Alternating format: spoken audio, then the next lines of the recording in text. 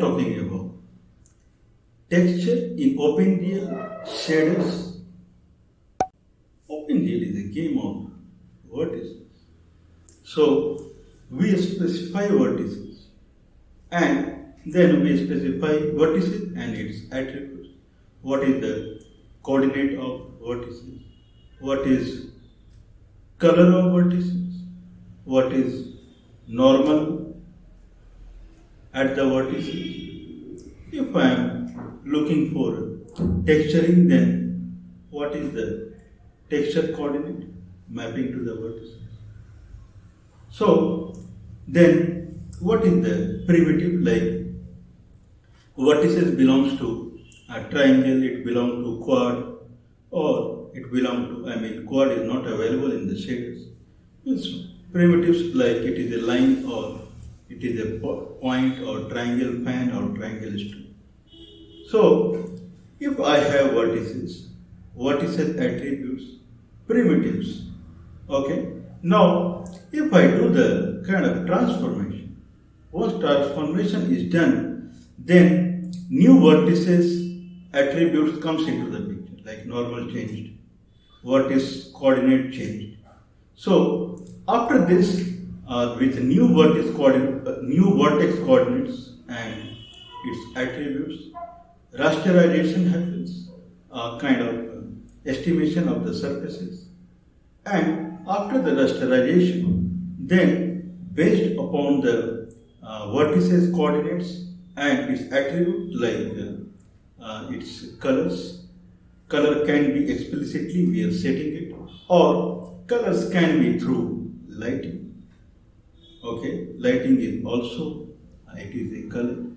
So through lighting we can set a vertex color, or through explicit color we set based upon the shaded model, like it is a smooth or it is a flat.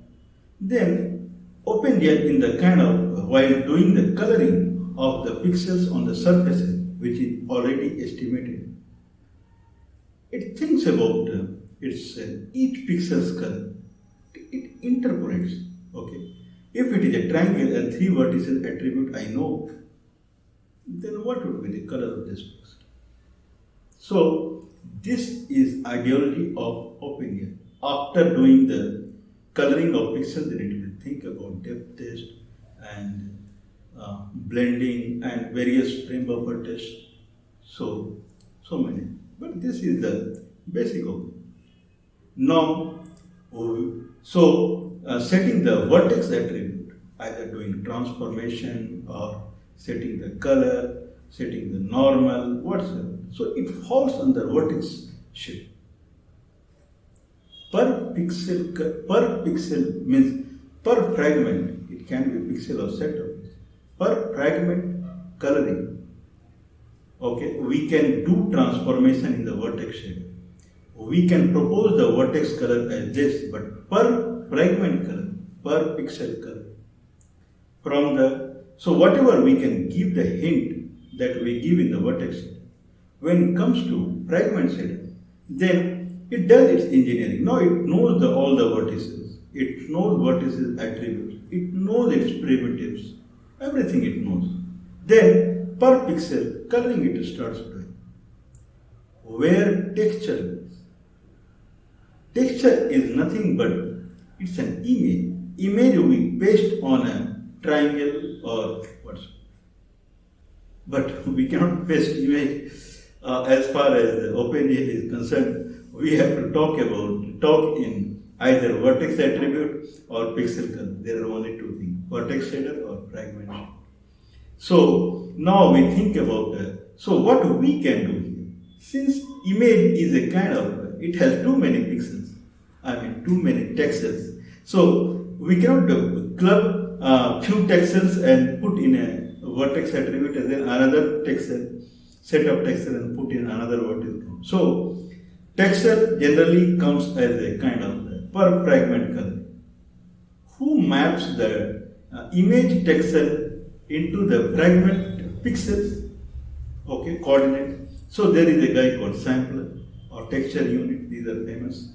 So we use sampler and from the image Okay, we generate what would be kind of color at per pixel based upon the image.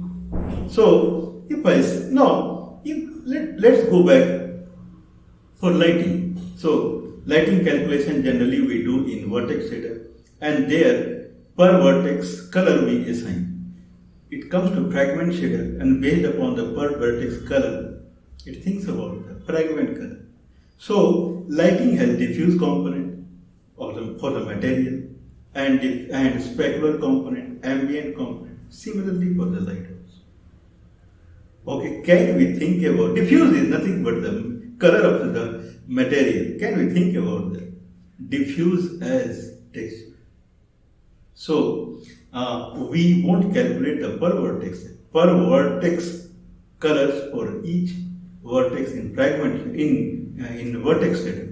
So I won't get so light calculation wouldn't happen in the vertex set. Once we come to texture set, anyway we have set of vertices that we know. We have normals. So based upon that, we can estimate a pixel. We can estimate a pixel color. I would rather say kind of light factor. Okay, at this pixel, what would be the light factor? What is the color of the pixel? What is the diffuse color of the pixel? That comes from the text. Now, earlier pixel was kind of, pixel color was taken from the material diffuse in light calculation. Material specular, material ambient. Now, diffuse color of the actual color of the pixel that comes from the texture. Now we can mix the specular and ambient if we want on top of it. So texturing is a kind of fragment operation where nothing to be gained from vertices. Okay, we can do some calculation about the light, but we have to set at the pixel level. But at the pixel level, color is available through an image that is generated through a sampler. We sample the image and it gives us per pixel color. Once we have per pixel color, we can just push in fragment shader plus other lighting calculation we can push in. We can go with that we will discuss like spotlight and those kind of. Okay, so it's a kind of Hong model by default. There is no per vertex model in the coloring. So we started with the coloring, then we shifted to lighting, that is also a coloring, and now we are shifting to texture, that is also a coloring. But color lighting we can do in vertex shader and fragment shader both. But here it is default Hong model, and the diffuse light component that becomes the of the material. Diffuse component of the material, reflection component of the material, that is taken from the image texture. Otherwise, other thing that we can push. Now, it's exactly same what we did in lighting. Then we can go for all the transformation and lighting at a particular point, spotting, attenuation. Further to the discussion on texture in OpenGL through shaders. So we'll see on desktop. This is Linux Mint.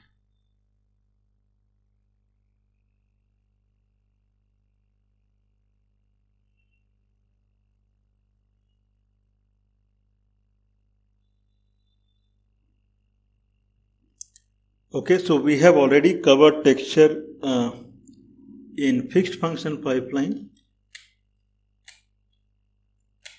So we have similar slides, but example we will conclude in through shaders.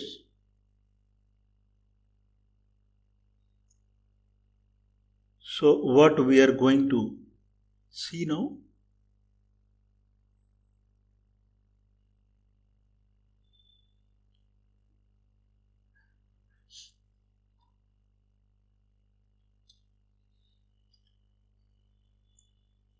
Okay, so texturing, placing what is texturing and how a texture maps to a kind of a primitive like GL triangle and quad. So in text in shader there is no quad though.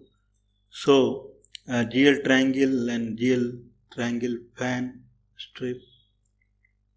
Okay, so then kind of texture object, texture wrapping, filtering, texture function, multi-texturing, texture coordinates, okay, applying secondary color, specular light post texturing, okay, and texture transformation. Okay, so this topic we'll see. These topics has already been explained in kind of detail in fixed function pipelining. So this would be kind of making it available examples in through shaders.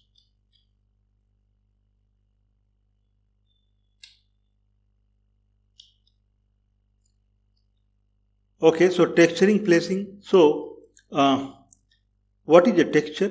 Like texturing placing image pixel color as color of a vertex.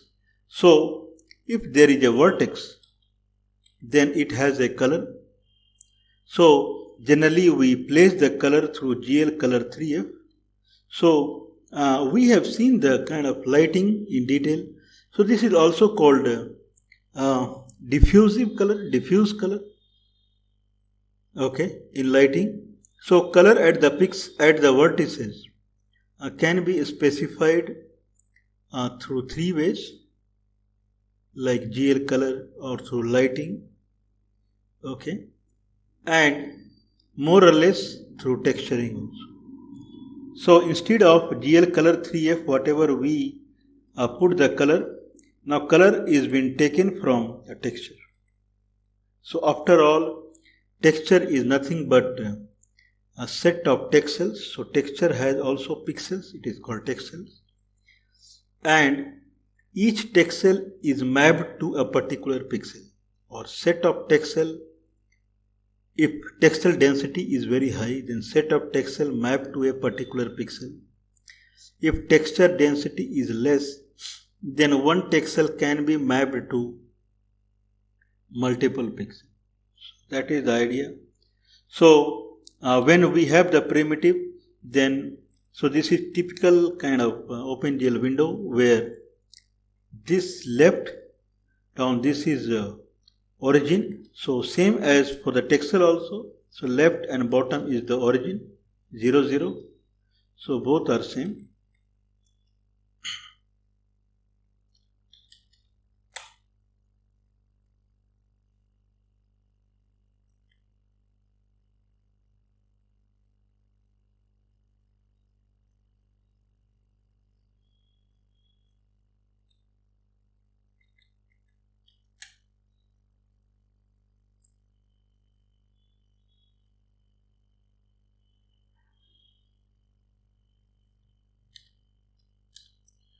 Okay, so this is the origin.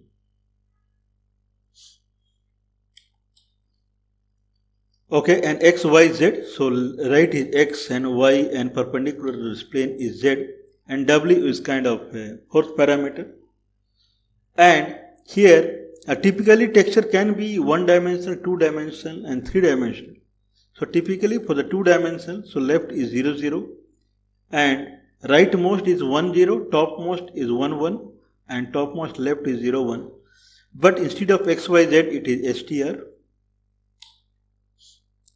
Texture object. So when we have a texture in as an image, so texture image is red and it is read in an object. So this is the data, like object has data and it has functions.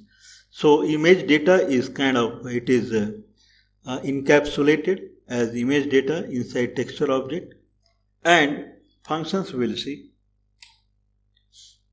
Okay, so texture wrapping.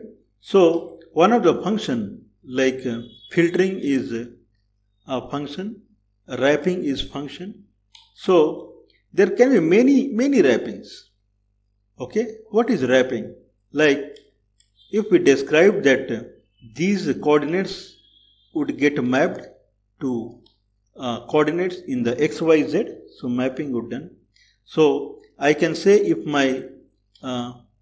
my primitive is this big, then top right of the primitive or whatever shape we are kind of thinking of is 1 1, and then top left and bottom left is 0 0, then full texture would go and wrap the kind of primitive. But generally that is not in the case, means many times this may not be the case, and we can say that the right top is kind of 4 0 instead of 1 1, it is 4 1 or it is 4 4. So 4 times the texture would kind of map to the top right of the primitive. So in that case it would multiply 4 times in both sides. If it is 4 4, it is 4 1, then only horizontally it will multiply 4 times. So all these grammars can be specified as GL text parameter.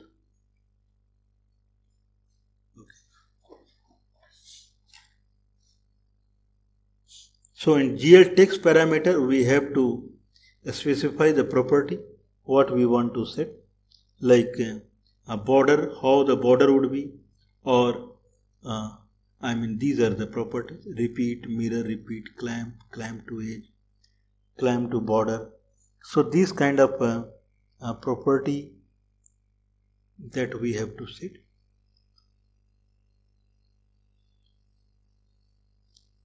Okay, yeah, this is a like example, like texture 2D texture. So wrap S is horizontal direction str. So if the coordinate of the text cell is more, like if we specify, like here we are specifying it. So vertex is -2, 1 and whatsoever, and here it is -1, -1, whereas the leftmost what we talked is 0 0.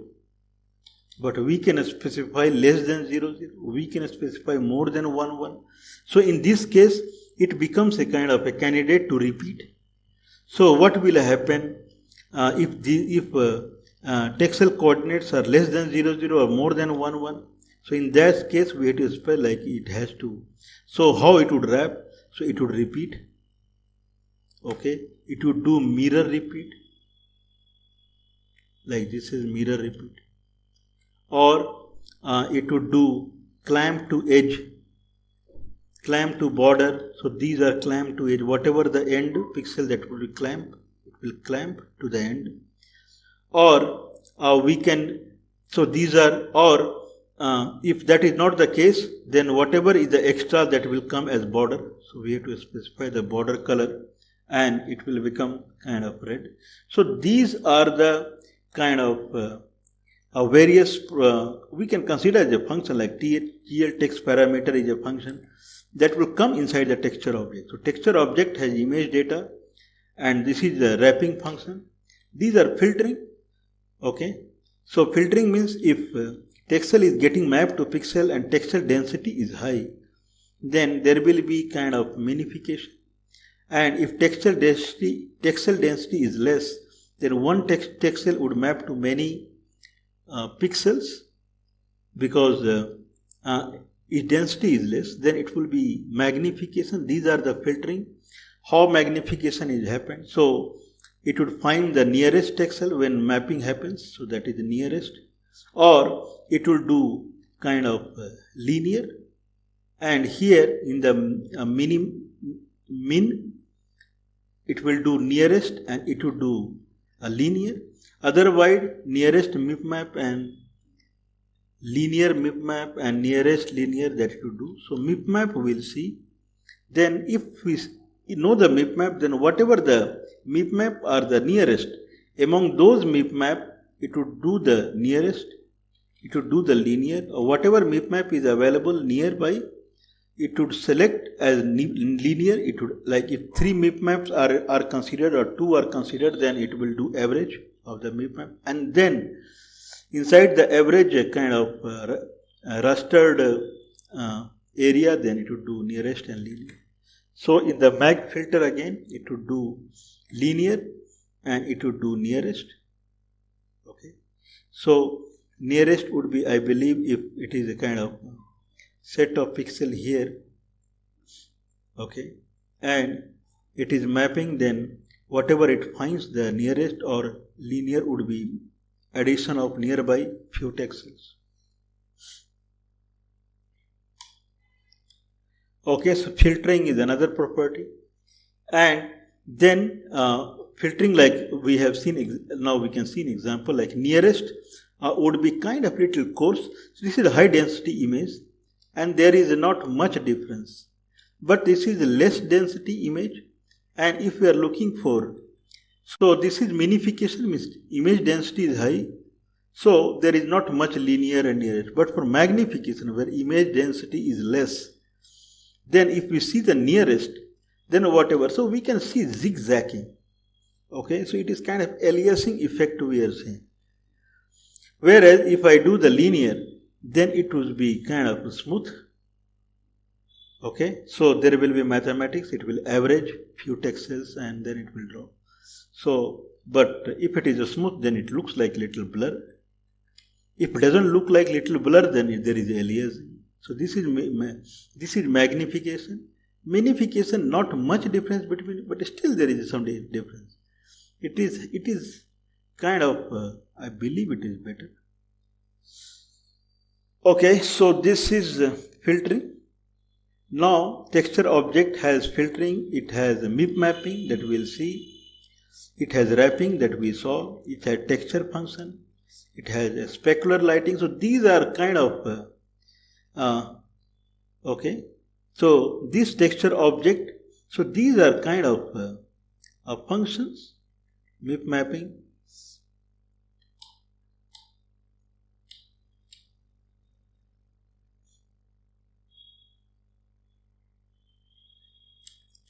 Okay, and now we have to show texture functions and specular lighting and MIP mapping. So if I see the texture object, it has an object name, and either we call it as attribute, function attribute or normal attribute. So these are the attributes. Data comes from the image data, and the image, now it is depend upon the texture unit or sampler of the image. We sample the image and which actually maps the sampled texels into the kind of pixels for the drawing. Okay, so when we draw the kind of primitive, at that time the final image what we like, I am drawing a kind of a sphere, then sphere has a coordinate from 0 0 top bottom to right is 400 400. Okay, so it is a sphere and likewise. So texture unit is 0 0 and 1 1. Otherwise it can be wrapping. But whatever the property is, how texture unit would sample the image and then it would map the texture texels to the actual polygon. Okay, so texture functions come. So texture function is kind of, I already have a texture, so probably we can cover later. So multi-texturing. How multi-texturing happens? Like if I have a kind of a few color, okay, so my color buffer already has few colors. On top of it, I am drawing an image. Whatever is resultant, then again I am drawing image on top of it. So all are going to the kind of color buffer. Then again I am drawing an image. What would be the end drawing that would go to the color buffer? So idea is I receive data from the color buffer at the beginning, and then a texture unit 0, that is the sampler, would sample the image and map the image to the pixel. But what about blending? How these two would blend? So this comes from texture functioning. What equation we place in the blending, and then once it is blended, then what about next texture unit, how it would blend the previous one? I am just using blend as one of the texture functions. There can be many texture functions. Then this, so what would be functions? That is kind of merging, that is the better word. So how this would merge? So this is texture 0, unit 0, 1 and 2.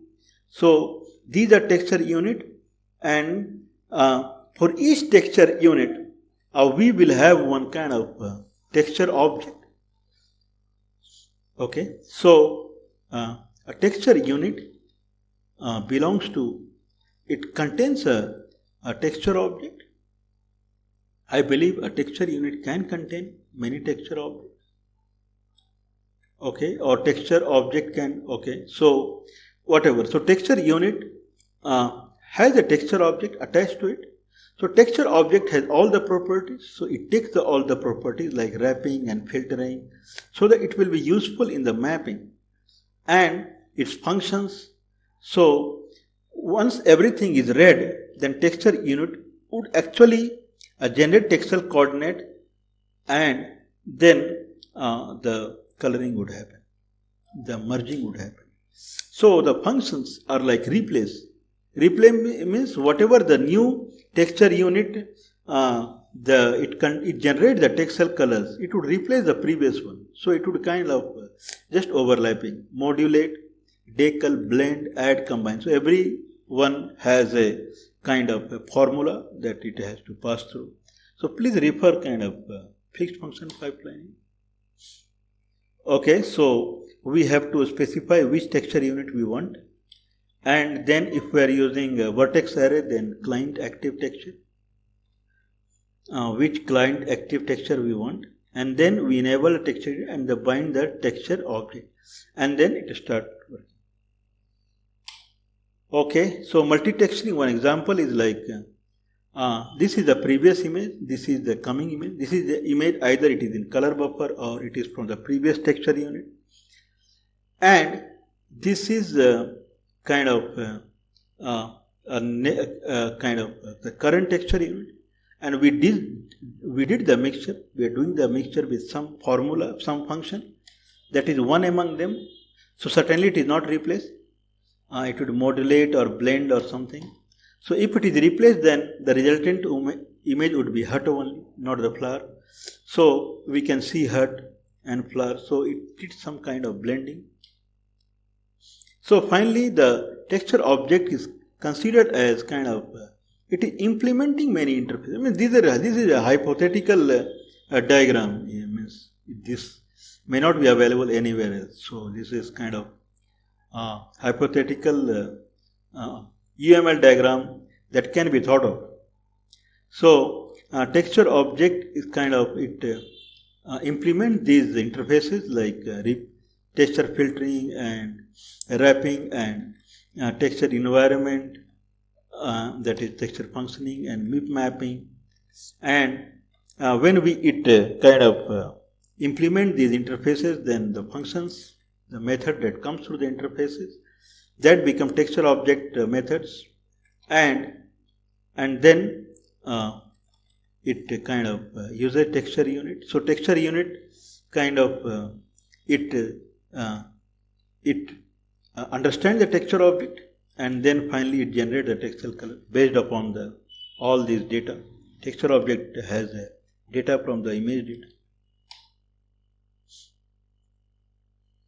Okay, so one texture unit can contain only one.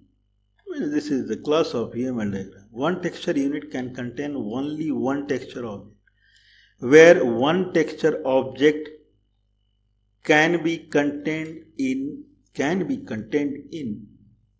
various texture units. OpenGL can have many texture units. OpenGL can have many texture units. Each texture unit can be bound to only one texture object, whereas one texture object can be bound in many texture units. Okay, so texture coordinates. So texture can do transformation. We have kind of matrix transformation, but texture inside it can do transformation. So transformation, texture transformation matrix is available that we'll see in the shaders. Okay, so rule is same, thumb rule, and like thumb points to somewhere, then the finger would point, it lead to the transformation, so it is anti-clockwise. Okay, so if someone does the kind of translation, then like in XYZ, then it came up. Okay, so this diagram is to show like XYZ anyway whatever we have, and then we have STR. Whatever transformation we do, that will be in STR. Once we are done with the transformation, on top of it, we can do global transformation. So it generates kind of a transformed image. That transformed image now it is available for the bigger transformation. So here in the kind of multi-texturing, once we have texture unit, then here we can do the transformation. Transformed image would do mixturing with this guy, and whatever comes in, then that image would be mixed with this. Then we can kind of we can transform. So this, I believe, we can transform this image, then we can mixture with this. Okay, so idea is per texture wise.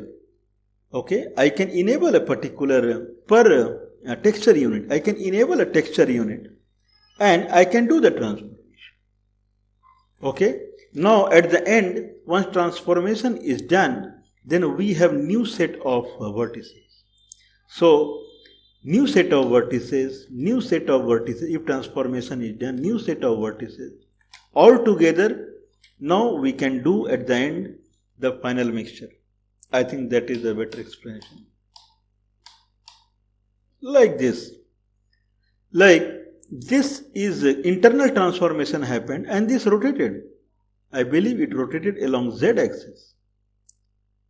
Then through global transformation, it rotated again, and I believe it rotated against y-axis. Global y-axis. This is the y-axis. This is the y-axis.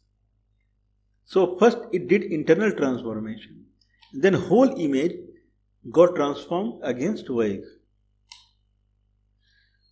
Okay, so secondary color we'll see. So once a texture is placed on top of the model, means it would it replaces all the pixel color by texel. Then we can place secondary colors on top of it. So either we can place secondary color, or secondary color can come from lighting, where in lighting, whatever we are doing in lighting, like ambience, specular, and then ambience, diffuse, and specular. These are the three mainly. So everything will be wiped out in lighting, but we have provision of placing specular, shiny on top of texturing. Otherwise, ambience and this diffuse, that will go away. So ambience and diffuse, that we have to calculate from the texture one. Specular component, that we can bring in. So that is secondary coloring.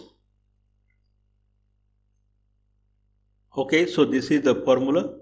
So if a light source is there, then ambient, diffuse and specular, this would get green lighted. And here for the material shining, then shininess and specular is getting green lighted, and this is not getting green lighted. So light model ambience goes up. So only this is specular and this is shininess and specular. So post texturing, so this secondary color we can place. Okay, so this is example like like C, that is the copyright. This is one image, and we can see the kind of earth map, that is another image. So two texture unit came together and they did some kind of mixture blending, and this new image turned up. And then whatever white shining we are seeing at the center, so that is the secondary, that is the kind of a specular shining. Okay, so MIP mapping. So MIP mapping is kind of if I'm doing a minification and lot of text cells kind of 100 and 1000, they are getting mapped to 1 pixel or less than whatever text cell. So this is minification. Okay, what is the problem with minification? If I am kind of doing a scaling of the polygon of the model, so and I am making it smaller. So at the beginning probably 1000 would map to 100. So minification is 10 times. And we are doing minification that it came to 10. So 1000 is mapping to 10. So minification grew to 10 times. So in that case, it has to do lot of calculation. So it will start giving shimmering kind of. It will kind of shimmer means it will kind of give some kind of vague kind of reflection. Okay, so vague kind of shininess means absurd. So like this texture has this many text cells inside the red rectangle. They are getting mapped to 3 pixels. Okay, now I did scaling. Now they are getting mapped to 2 pixels. They are getting mapped to 1 pixel. So if I continue doing like this, then lot of text cells, they are kind of getting kind of mapped to few pixels.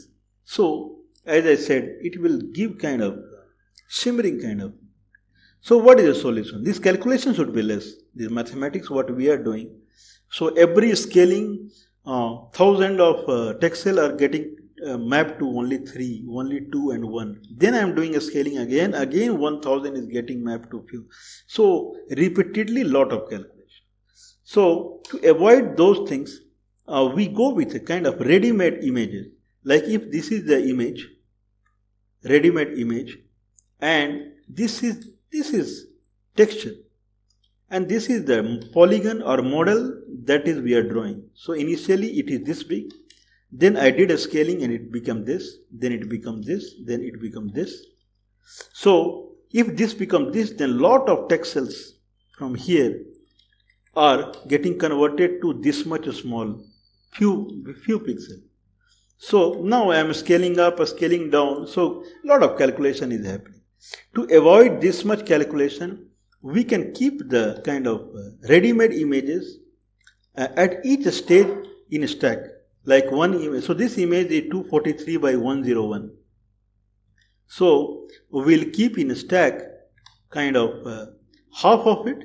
So divided by 2, 120 by 50, then 60 by 25, then this, then 1:1. So these many images will generate separately, and we will kind of keep in a queue. And whenever we are doing the kind of scaling, then whatever the text MIP map image that is near to it, it will do the calculation from that MIP map, the minification, not for this big. So this will avoid the kind of minification, avoid the shimmering effect. Okay, so this is what was done. Okay, now texture. So earlier lot of texture into 3. Now text cells are reduced. Now so this is one MIP map image. This is another MIP map image. This is another MIP map image. So this is few text cells are mapped. Even few text cells are mapped at this stage. At the end, if polygon is of only 1 pixel, then I have a texture that is MIP map texture that has only 1 pixel. So mapping is 1-to-1, no shimmering effect. So that's it.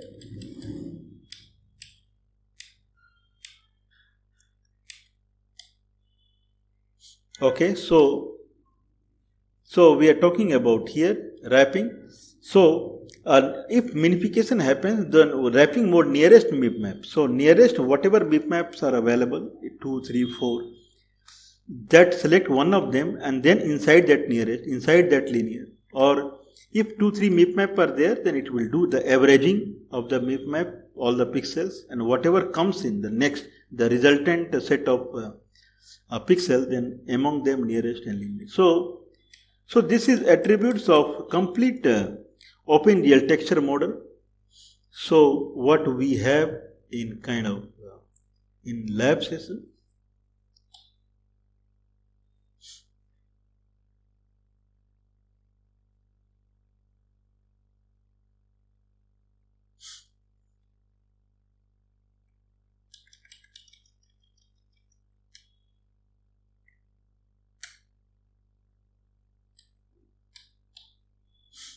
Okay, so we finished introduction, texture object, texture wrapping, filtering, texture function, multi-texture, texture coordinate, secondary color, texture transformation, and MIP map.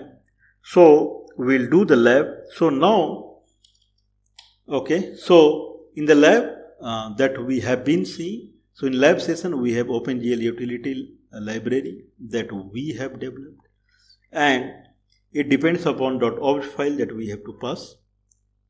And then we are also lab session, we are using OpenGL util. It is internal library, and Python 3 OpenGL library that we have installed. And then OpenGL utility, inside that we have mainly shape class and util class. Shape uses util C, and then it has derived other classes. Okay, so at the beginning we will have a kind of aeroplane that will be textured. So that is the idea. So the first only one time, so we will write code using the fixed function pipeline. Then we will convert code into shader, so that we will see that how fixed function pipelining is converted into shader basics. Then we will see the shader advance.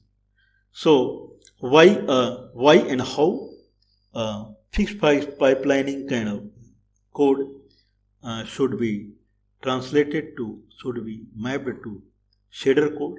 So that we'll see. So we can see that this aeroplane has local coordinate, okay, and then aeroplane has global coordinate. So those high class transformation that we'll see. So we are done.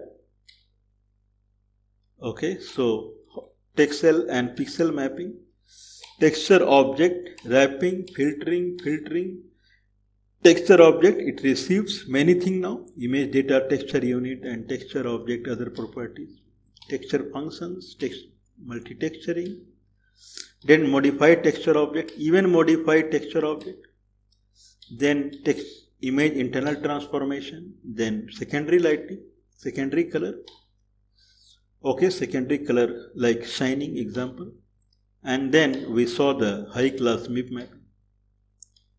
Okay, so we'll see the lab. Okay, so we'll start.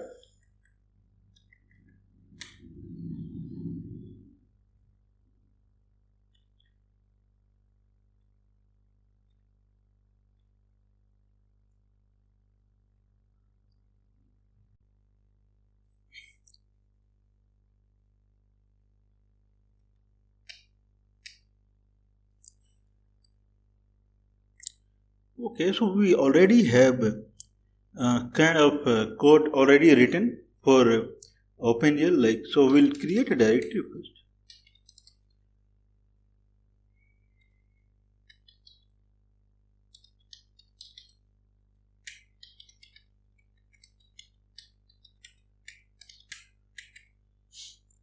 Okay, so we'll copy the file skeleton code, so kind of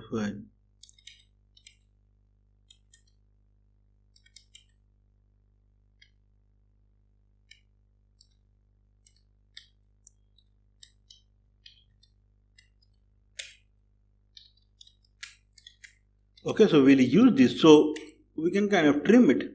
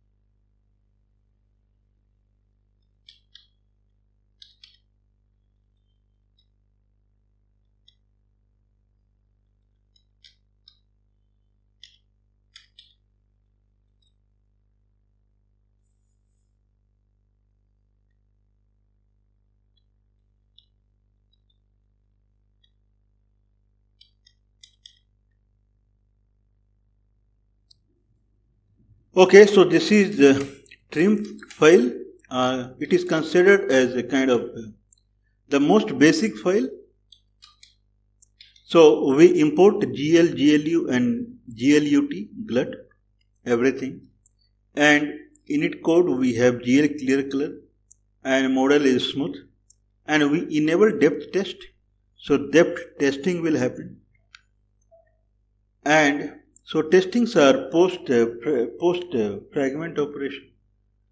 Then display, we clear the buffer bit and color buffer. So color buffer, depth buffer and stencil buffer.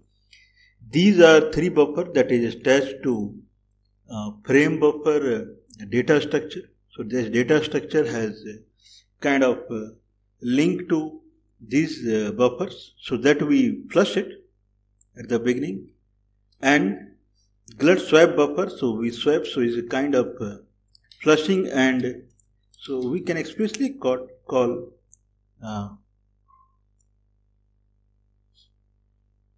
GLUT flush.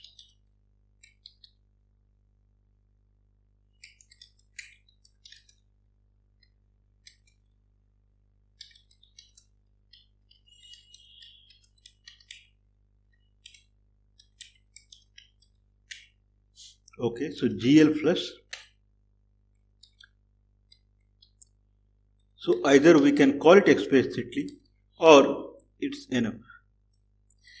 Glut swap buffer, it does both. So a reshape. Now in reshape we set the viewport. That is probably one of the last item, that viewport comes into the picture. Okay, probably followed by the window coordinate generation. So this much we get at the end. And matrix mode, if it is projection, then this is what we are achieving at the end of at a 40 degree width by height or height by width, and near far 1 and 20. And if model view, then we load the identity. Okay, so we are overloading keyboard and transformation shape. So this will declare. So this is kind of moving from various models, keep hopping for the kind of doing the transformation. And util I, so we have a ready-made function called keyboard. So if we pass the transformation, then it fills it and returns whatever we press the keyboard. If it is V, then it prints shape and transformation. So this is completely kind of local code. And okay, so this is global code. So init and display mode and size and position. So GLSL texture, and then display func, reshape, keyboard and min. So this is basic skeleton of OpenGL code. So there is nothing here, only one file. So we are here, and I can add like from OpenGL util import util C util I equal to util C, shapes equal to global and kind of it says sphere, it is a model, and current shape is global, and transformation is a hash, I mean a dictionary for X in shapes.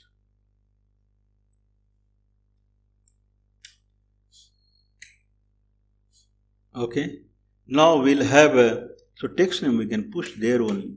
Now we have init, so we can start.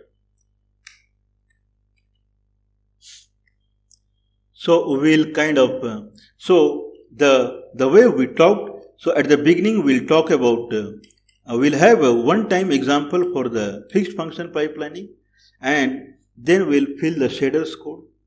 So we are here. So we will create a texture. So I would say it would be text name. So I can say text name, or we can just say set attribute in the init as a text name, and then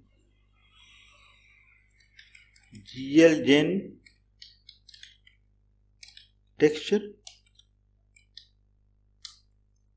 Okay, so glgen texture generates a texture object, and that has a text name, and that we are pushing directly to as a variable to init. So we save a lot of code. Now image equal to image.open, and wherever the image is, so we can try with a kind of aeroplane, the way we are talking. So airplane dot png. Okay, convert it to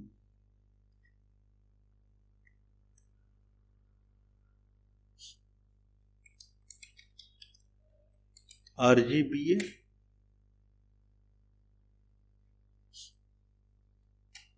Now we'll transpose because it works from top to bottom, whereas transpose image dot flip top to bottom. Okay, because OpenGL is kind of bottom left is origin, whereas general windowing is top left is origin, so it will flip down. Now GL bind texture, GL texture 2D, so its type is 2D,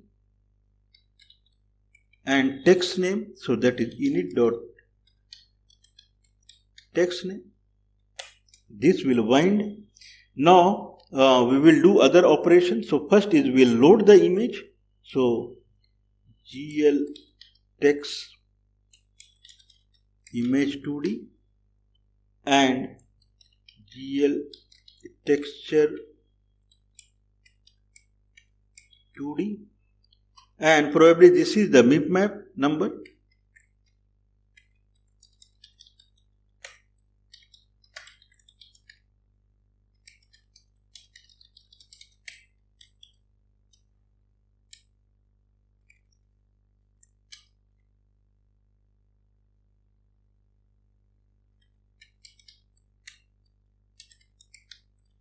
Okay, so GL text image 2D. Okay, so probably not much help. It is calling whatever is its boss does. So it just calls. Okay, so probably this is the map number. So map number is in this scenario, the way we talked, where we lie, so probably it starts from 0. Okay, and in future we'll see that how we create the map.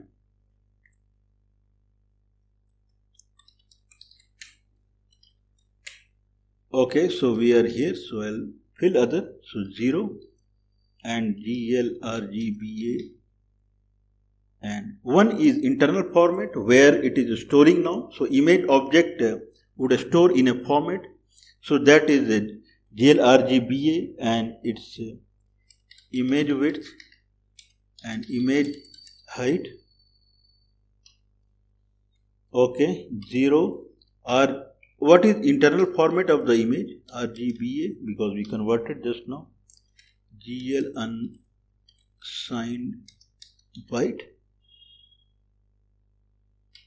Okay, and image 2 bytes. Okay, so 1, 2, 3, 4, 5, 6, 7, 8, 9. Okay, GL texture image texture 2D and GL 0, GL RGBA, image width, image height, 0, GLRA, GBA, GL unsigned byte. Okay, then image to bytes. That's it. Now we'll set other. So we are following this texture object.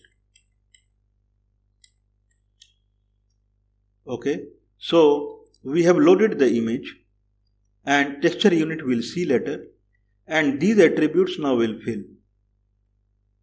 Texture function will load later.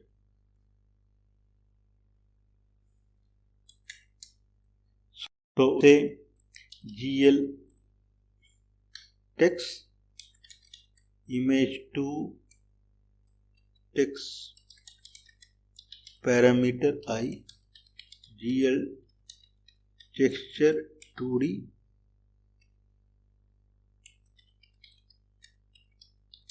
GL texture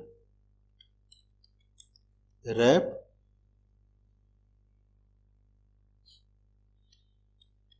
S. Okay, now we'll say GL repeat. So in S direction, if it is bigger, then just repeat it.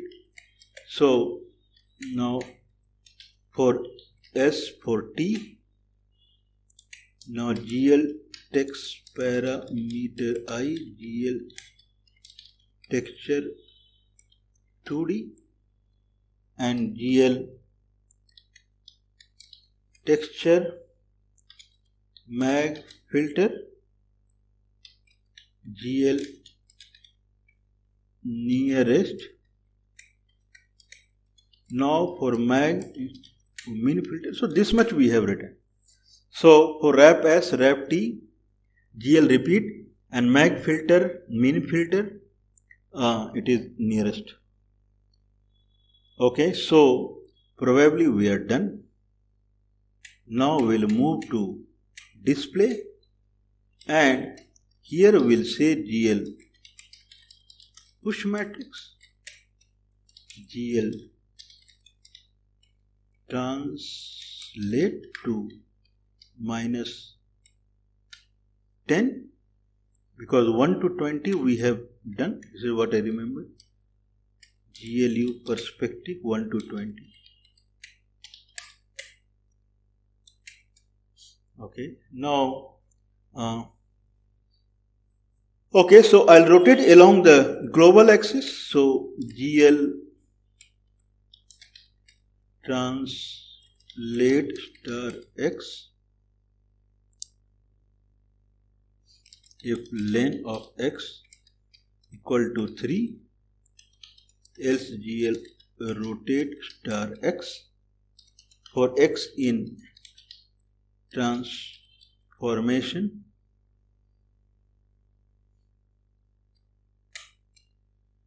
Okay, now we will do GL active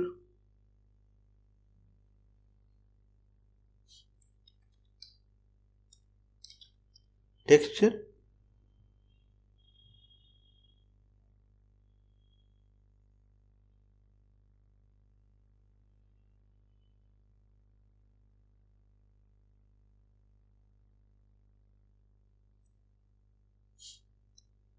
Okay, so this is for a global transformation. Now we'll do this local transformation. So we'll have this again.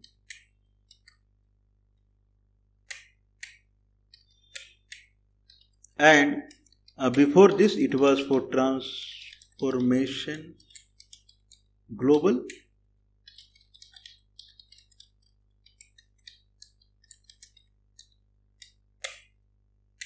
Now this is for the model. Okay, I can add a kind of GL push matrix. There is no harm in that. Okay, now I'll say GL active texture. So which texture unit we are using? So I can say GL texture unit 0.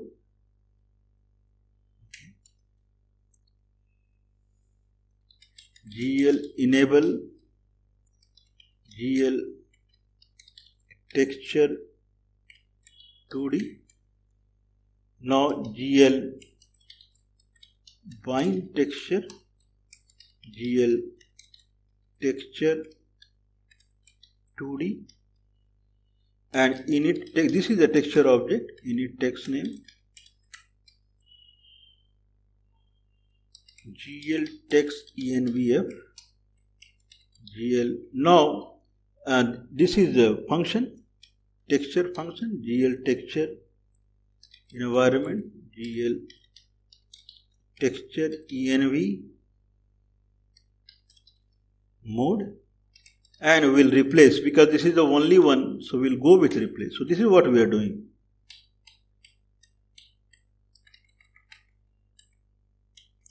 Okay, so whatever already there in the kind of a color buffer, so just replace it. This is a texture unit 0 that we are filling in.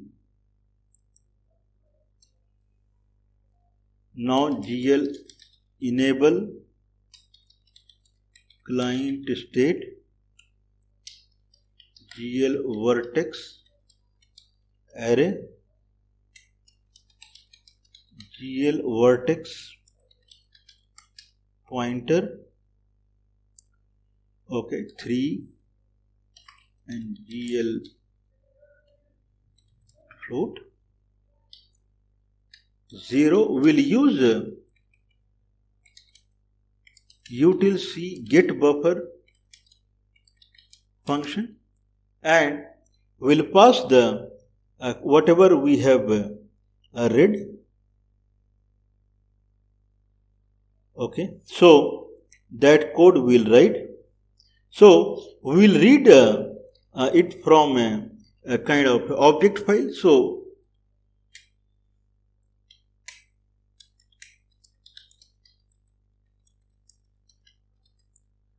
whatever we have written, right?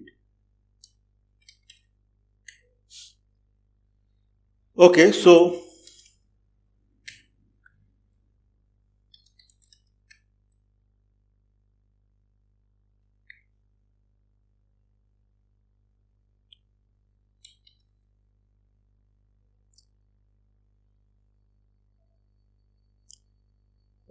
we are here 3 float.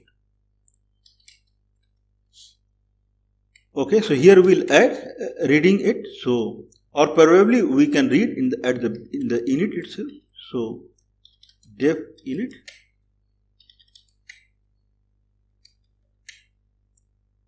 GL smooth. So here we can read. So I'll show where we are. Okay, so list obj file queue,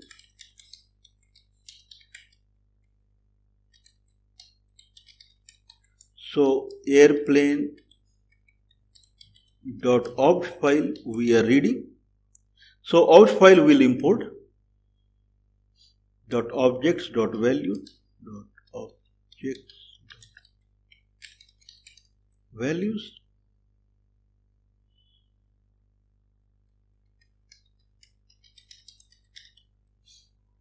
Okay, so here we'll have a file called from obj loader import obj file. Okay, so we'll copy obj loader. So probably we have obj loader here, obj loader.py. We'll copy util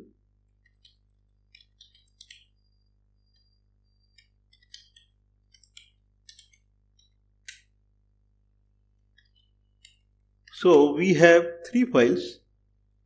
Now we'll continue our editing. So this is what we have done. So in the init itself we have met, and it is an object file airplane.obj we are reading, and .objects.values and 0 and vertices. So we'll push in the kind of object itself. So I can say mat equal to set attr and in the init mat. Okay. So now airplane.opt is read and it is placed inside init mat. So I think we are done. Now we'll go to display and wherever we were. So here now mat is available. So get buffer and init.mat, and we want 0, 3 and 8. So okay, so util c get buffer, we call it np array. So this is np array and d type equal to np.float 32.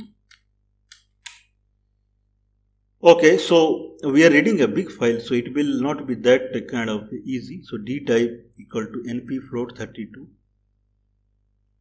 Okay, so gl vertex pointer 3 gl float. Okay, I believe this is not the end. So we have to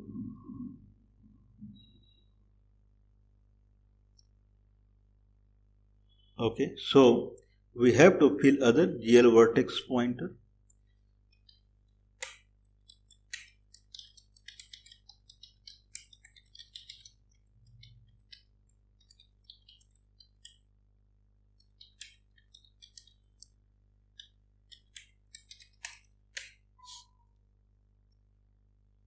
Okay, so GL vertex pointer is this much only. So GL float and okay, so nice, we are at right path.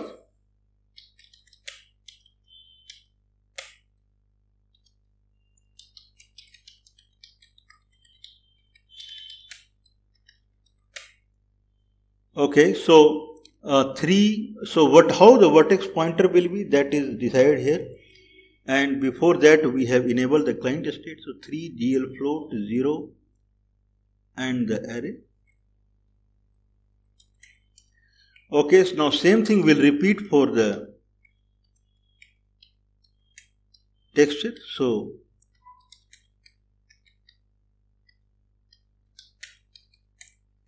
now I'll, instead of vertex array, I'll say texture code array. So vertex array, that is texture code array, and GL, so 3 instead of 3 it is 2. GL float 0 and here 0 to 3, so it will be 6 to from 6 to number and 8. Okay, so this is what it is.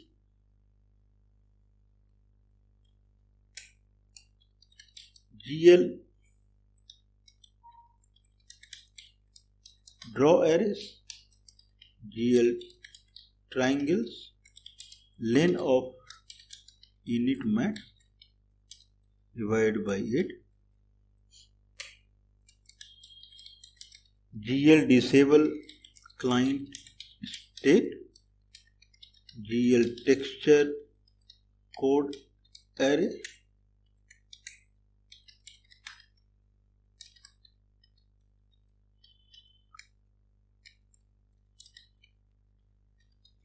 code, now it will be G vertex,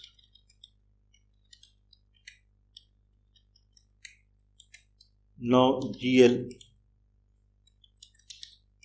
disable GL texture 2D,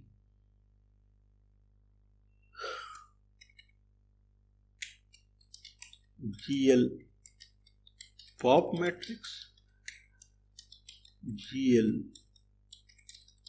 pop matrix, the done. Okay, so I'll copy airplane, image globe, airplane.ob here, and there is airplane.png, so copy, I believe it is OpenGL texture airplane.png. Okay, so we have these many files now. So we'll see whatever we have written once more from obj loader, obj file, OpenGL util, import utils, instantiate it. Now we have global and sphere, current is global, and transformation we have initialized. So this is our code. This is kind of a helper code. This is available. Probably from Kiwi package also this is available. And the obj file what we are seeing, so that is a Blender software code.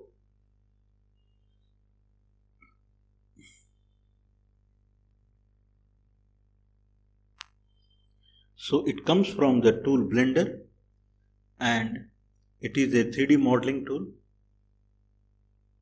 Okay. And how it looks? So it looks airplane.obj. So it has a set of vertices, then vertex normal, okay, and then probably, okay, and okay, so vertices, then vertex text, so texture coordinate and vertex normal, and then triangular faces. It has a few material lighting hints also.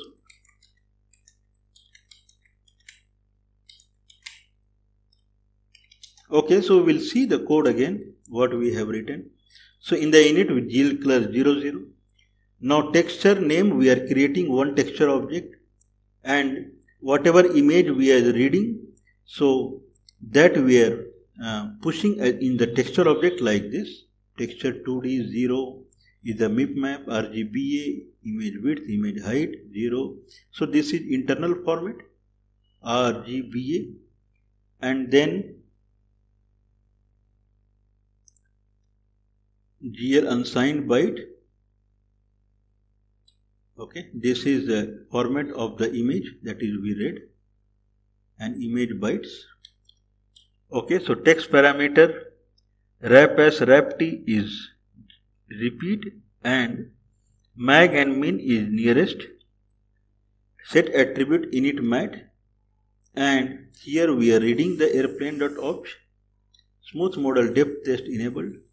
Now we are coming to display and push the matrix, and then we translate to -10, and if there is some transformation in global, then we transform, then we push again, and then there is some transformation in the model, so that we translate. Now we activate the texture 0. Since it is only one texture unit we are using, we can comment this also. Means by default it is texture 0. And enable texture 2D, okay, bind texture 2D, and then a texture function, so texture env mode is replaced, and now enable texture vertex array, and here here we give the grammar, so it is 3 unit and GL float, and from 0, and then this is the buffer. For texture coordinate same, it is size 2, and then this is the buffer. Okay, and so what is it? 03 and 08, so we can print mat little bit. So here if I am reading mat, so there should not be any hesitation in printing mat. So I can say kind of init mat up to kind of 32.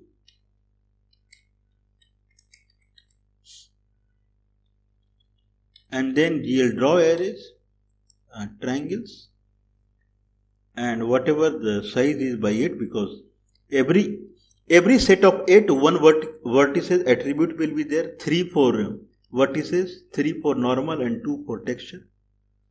Then we disable texture 2D, we do pop twice, and that's it. Okay, so we can try now. So Python 3F.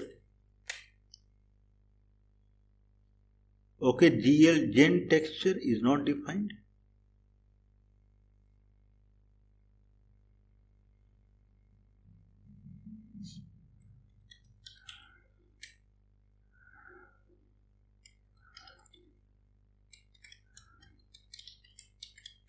GLGen textures. Okay, image is not defined, so we are using from PIL. So from PIL import image.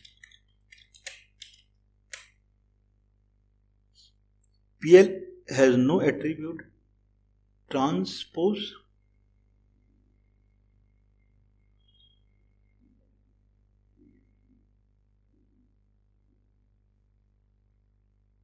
Image dot transpose.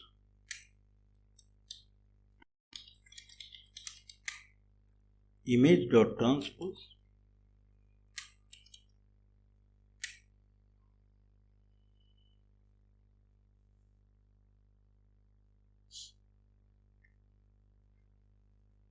Okay, NP is not defined.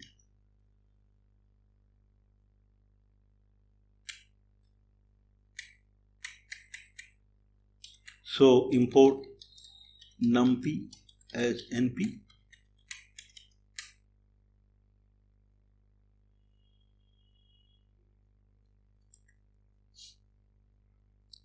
GL draw arrays take at least 3 arguments.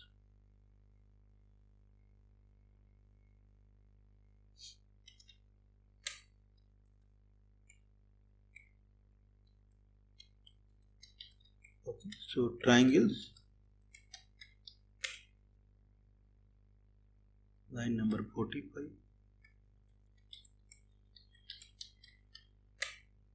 So 0 to that much.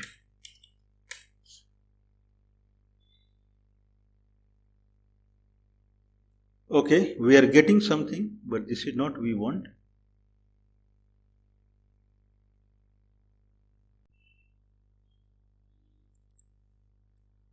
Okay, so we'll bring the code again.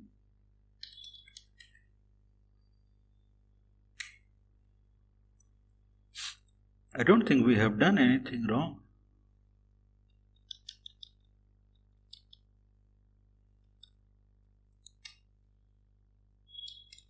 Okay, so this will be text GL text code pointer. We'll try again.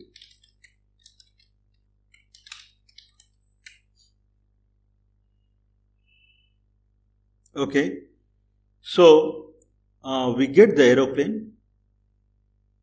Now we can move it. So this is through kind of fixed function pipelining. There is no shaders involved. And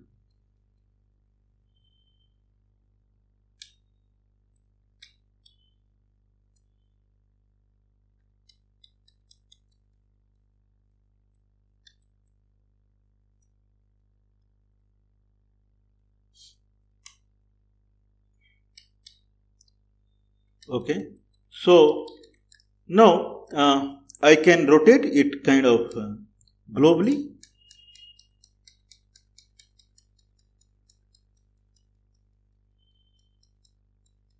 What I mean is,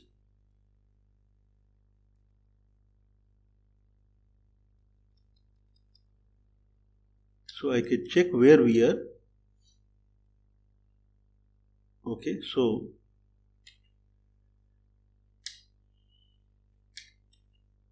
we are global, and I can rotate it along y-axis.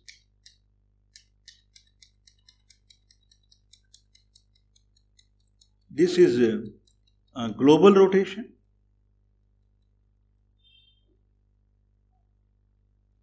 Okay, if I press tab, then I reach sphere, and then if I do, it is local rotation.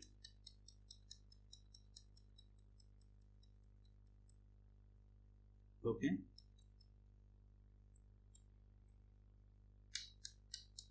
So there are many kind of rotation. We can kind of draw the axis, I believe, if I use some function. So probably this is not the concept of what we are trying.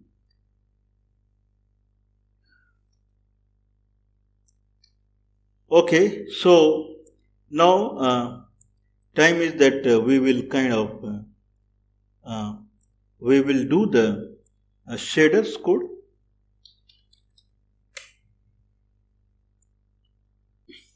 Okay, so we'll start much awaited shaders programming. So we'll open the file again.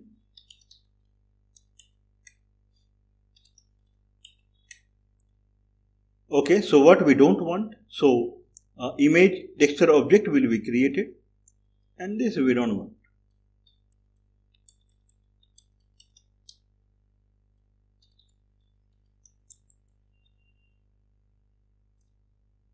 Okay, so this is fixed function pipelining.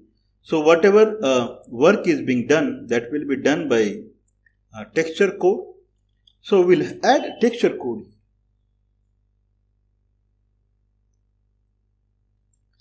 So I would say word source equal to and version 330, probably we can edit.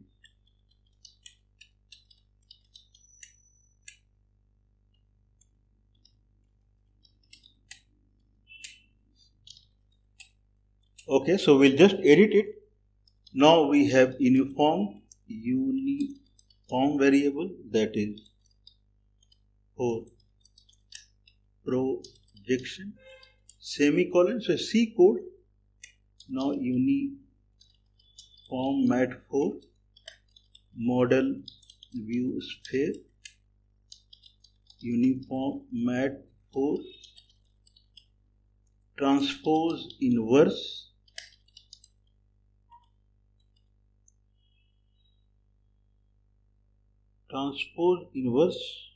space. So we don't need this much hyphen right now. Okay, so attribute. Now we have vec3 as code and attribute to vec3 as text code. Varying is vec2, that is vertex text code. Void main and GL position. So this is inbuilt variable GL position. I would rather say transformed and projected. So projection into model view sphere into vec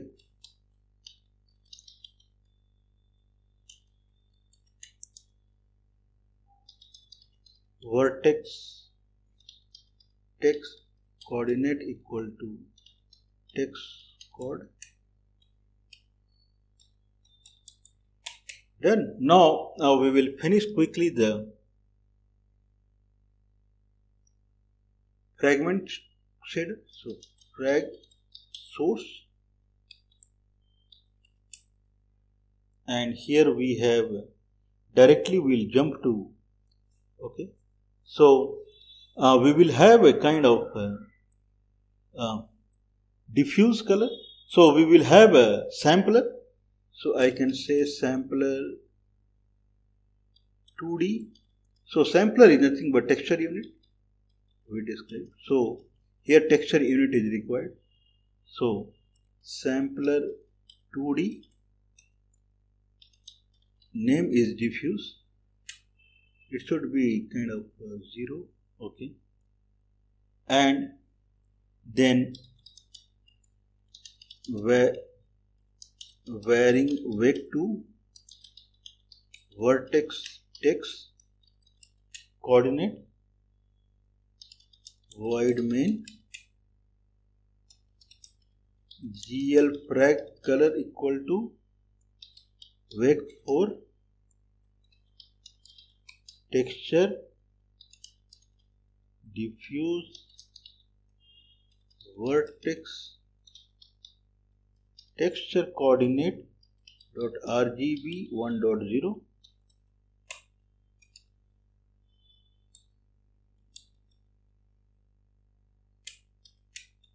Done. So this is what we have written. So we have declared kind of sampler, and it is diffuse. So diffuse color, varying, and now a vertex text coordinate, whatever we have varying. Fragment color. So whatever the sampler produces, the maps the text cell to the texture, so the color what sampler generates, that color and the texture coordinate what we push. So it will be mapped to the texture coordinate, that color, and so it is kind of based upon the texture coordinate. So texture coordinate is kind of per vertex, what we are saying. So per vertex texture coordinate, and through sampler we get kind of a per pixel the color. So based upon some mixturing, it will do the pixel coloring.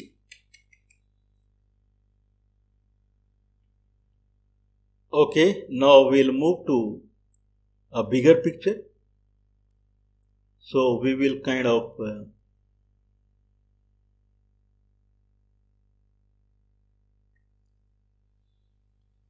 okay, so instead of now compiling the code, what we used to do, compiling the code, texture code, so that era is over.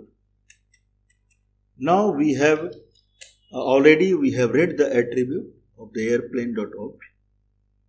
Okay, and image is anyway there. Now we'll compile. So we have ready-made function. So we'll say set attr in it, and inside it we'll push this. So we'll say shader program, and we'll compile. So util I dot compile shader, and here we'll just say word source. It would compile word source and frag source, and whatever the ID fragment program, shader program, that it will push here after doing all the work, tedious work. Okay, mat anyway we have kind of stored. Okay, now it will create VAO. So instead of doing whatever we were doing, vertex pointer and text coordinate and whatever, so we'll create VAO. So we'll say set attr init VAO, and now we'll call util I create VAO, and we'll pass. So it is for which shader. So this is the shader. For which matrix? This is the matrix. How many element per vertex? It is 8. And then for chord in the vertex shader, I will specify like 0 to 3. And then for text chord, it is 6 and only 2 element. I believe we are done.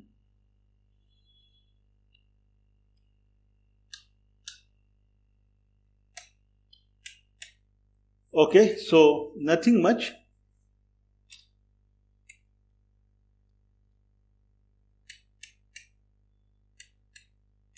Now here we were doing kind of a global transformation of the stuff. So I'll say here after the push matrix, so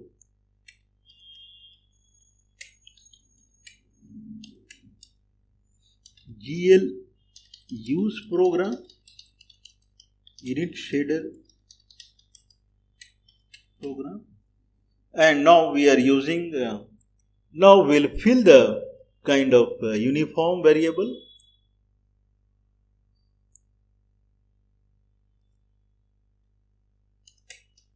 So I'll say GL uniform matrix for FV util I get unilog. So uniform location we get. So GL init shader program, and name is Mr. Projection. And once we get, then now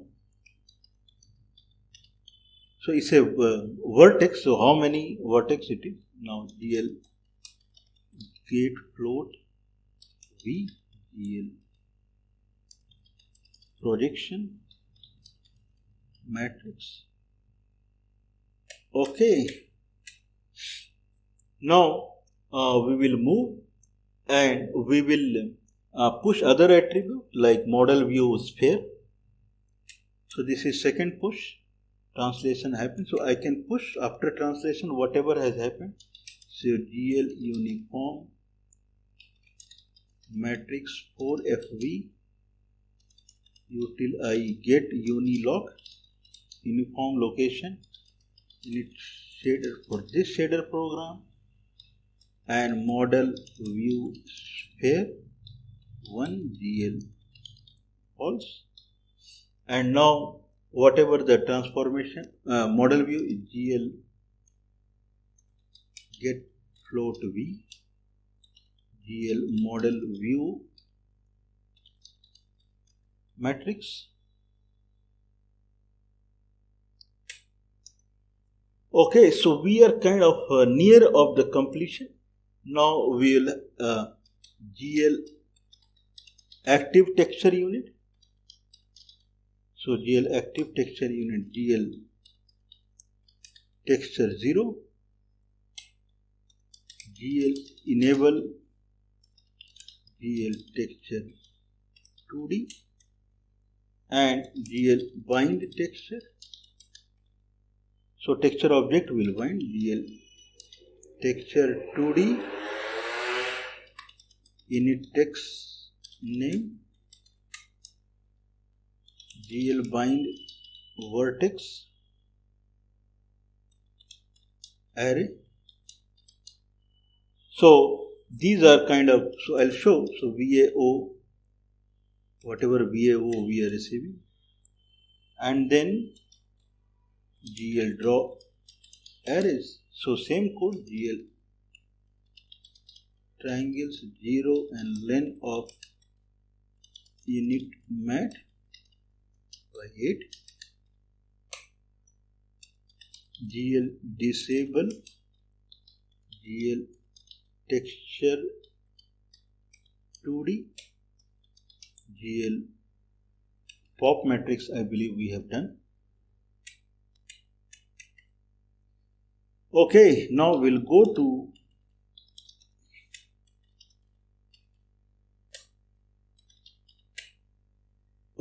so here near the print, I don't think we need print now, so I'll delete it, and here we'll set the number of the, okay, so I'll say GL use program init shader program, and now GL uniform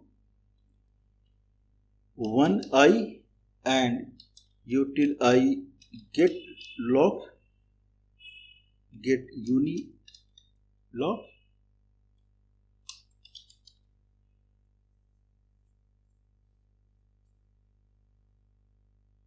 Okay, so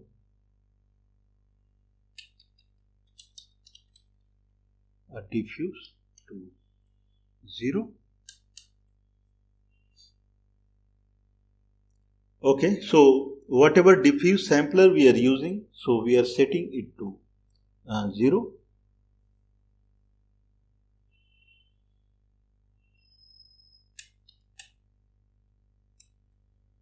Okay, so we are done kind of. So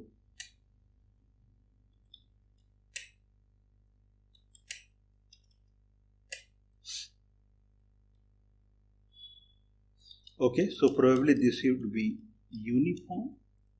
uniform sampler 2D diffuse, and then so init code is same. Now we are compiling the program and we are compiling the shader code, word and fragment shader, whatever the compiled ID is that we are storing it. Now we are creating VAO and in VAO 2 VBO, that is code 03 and text.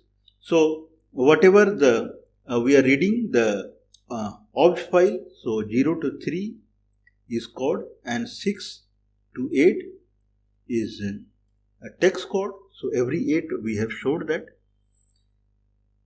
Okay, now GL use program, shader program, and we set the diffuse sampler as 0.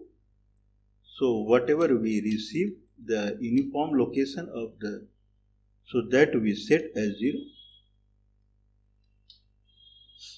Now we go here and we set the projection matrix in the init shader code. And once we set the projection matrix, then we set the model view sphere.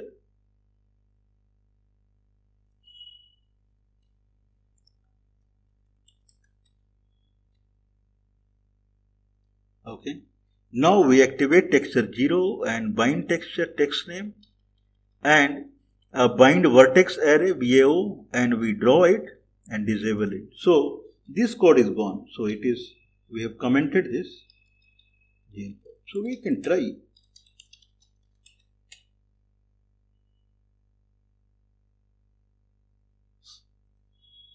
Okay, vec3 cannot be assigned to variable type vec2.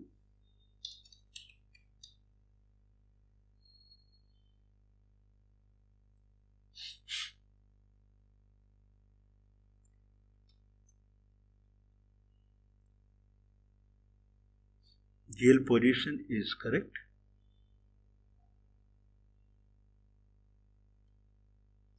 This is vec2.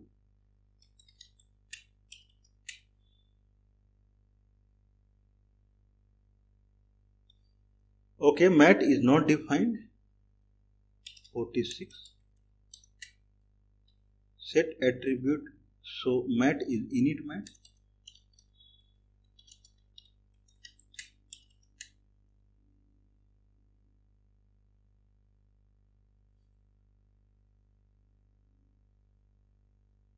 Invalid value.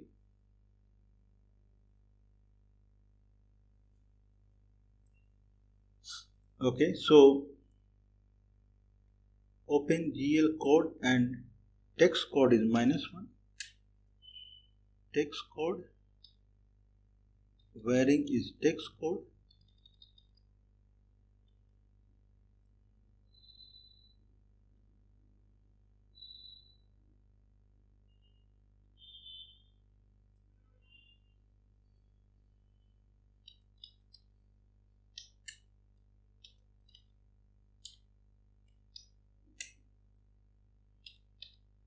Text code.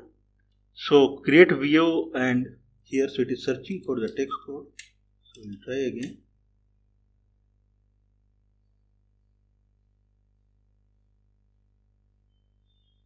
Again, text code is -1, so text code is not being used. It is not compiling, no function name texture.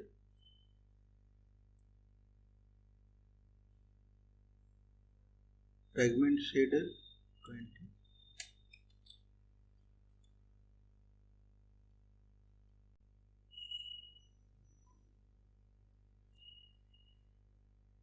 Okay, so probably we can add version 330 we are using.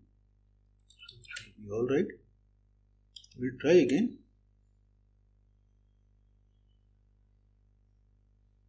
Diffuse is not defined.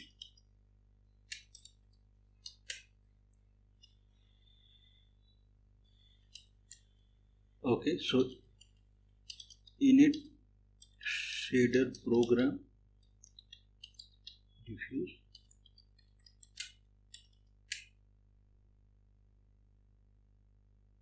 Oh, we are getting. Okay, so I'll try. So it's happening the way we were thinking.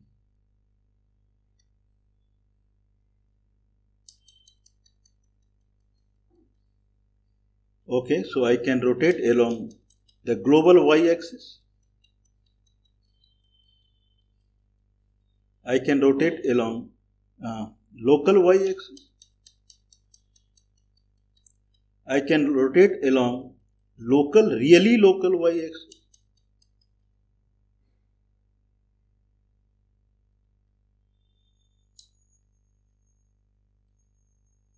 Okay, many form it can rotate.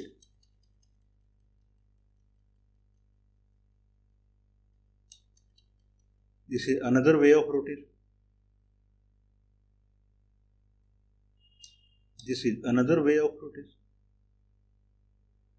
Okay, and this is global rotation across global axis. So we are kind of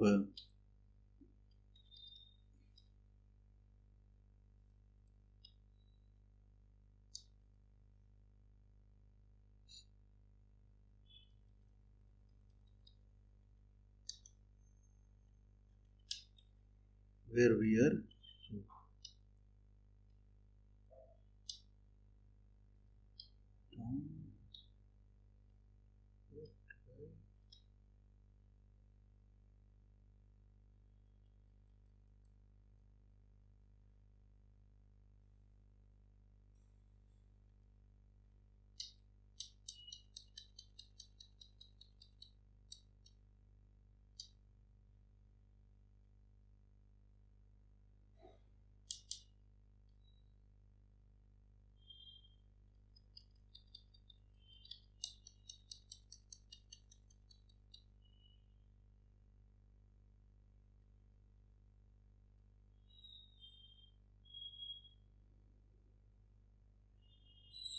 Okay, so I'll demonstrate the code. So before we move to kind of lighting, so we have written, we are using 330 and we have written position transformation. Then in vertex we are just simply calling the fragment on top of the sampler and the text coordinate what we have passed, and then we are creating the texture object, and then we are compiling this code. We are creating VAO, vertex array object, and inside two VBO, one is for code and one is for text code. We are specifying their buffers, and then we are using it and we are setting the sampler as 0. So this is texture unit 0, and in the display we are using two kind of we are using shader program and we are setting the projection. We are using two transformation, one is global and one is sphere. Probably we will remove global. I think we are done too much with the global, so not required that much.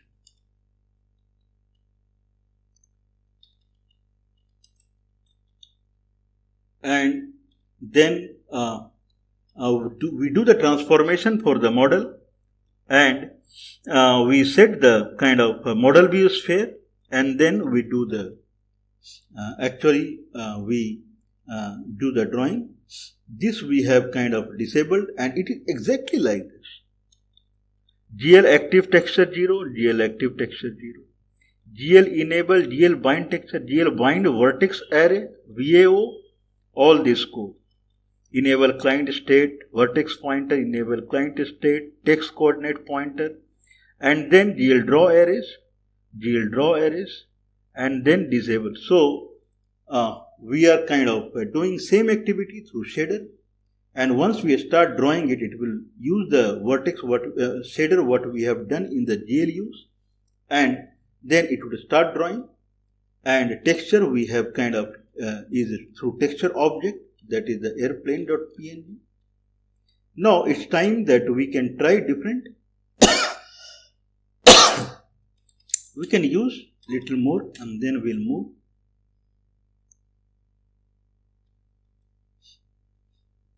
Okay, so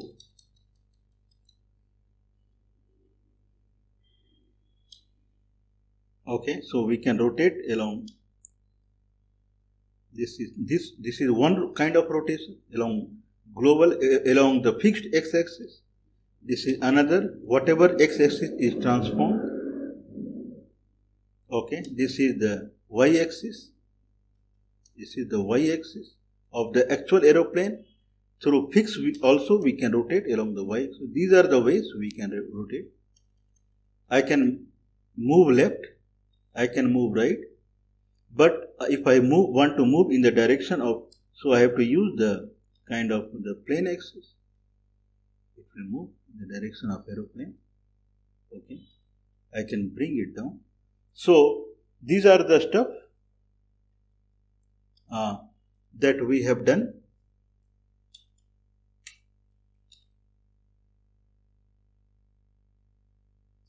Okay, now we can use different things.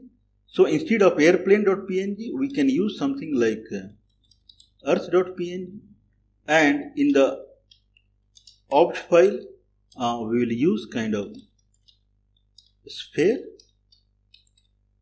So these we are doing, have been doing. So I'll copy this temp mid globe sphere.opt here, and we'll copy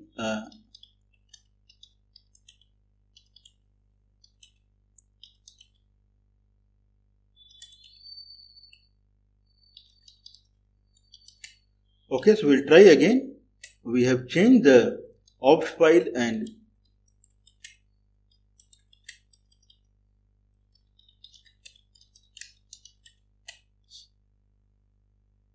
okay, so we are getting the earth, beautiful earth. Okay, so I can bring it near, I can rotate it. So only we change the opt file generated through the Blender, and then we are doing the rotation the way we think it is. So this is through earth coordinate. Okay, so if we do rotation more, then it is, this is the earth coordinate. Okay, so earth coordinate has moved.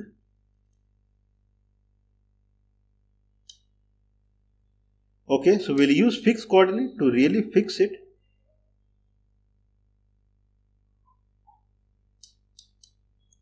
And we get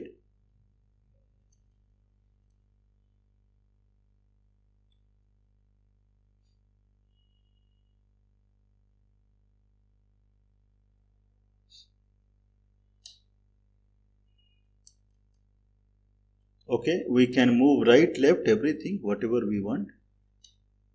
Up, down. Okay, so now the kind of next we'll see the more advanced topics like secondary lighting, MIP mapping. These are transformation, texture transformation. So these are remaining. So we have achieved this goal in the lab section. Okay, so we have achieved this. Now we'll see texture functions. So multi-texturing we'll see, and then we'll see the lighting, we'll see MIP mapping. So these are the future that we'll see.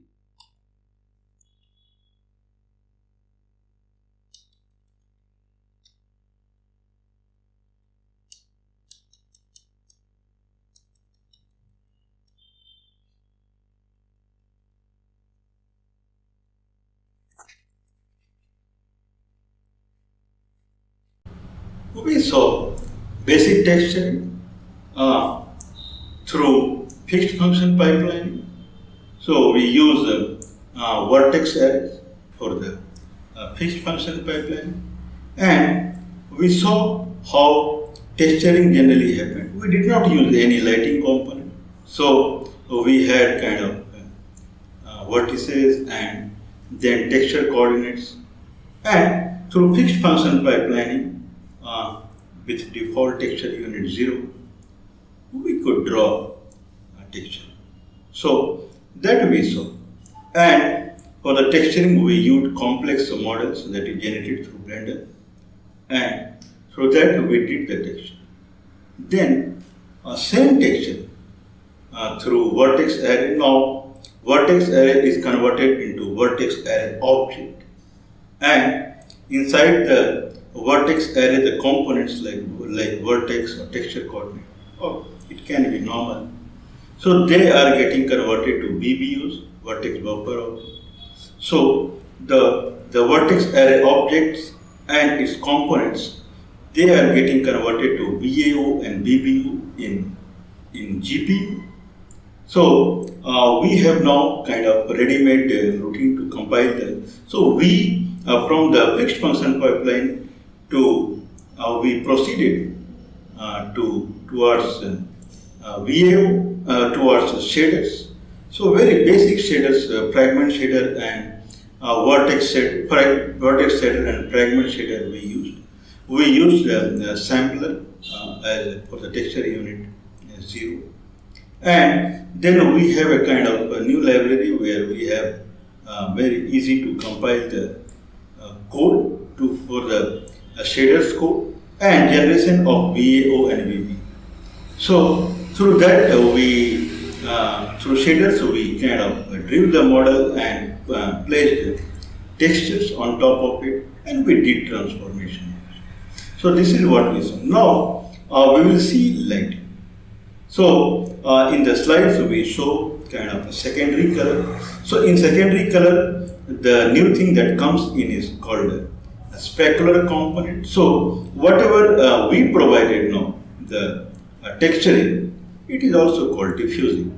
Means if I see the lighting has many components: ambience, diffuse, specular means shining. So basic texturing is diffuse, means the color of the model that we think of and that we change. So basic texture is diffusing. So diffusing we already saw.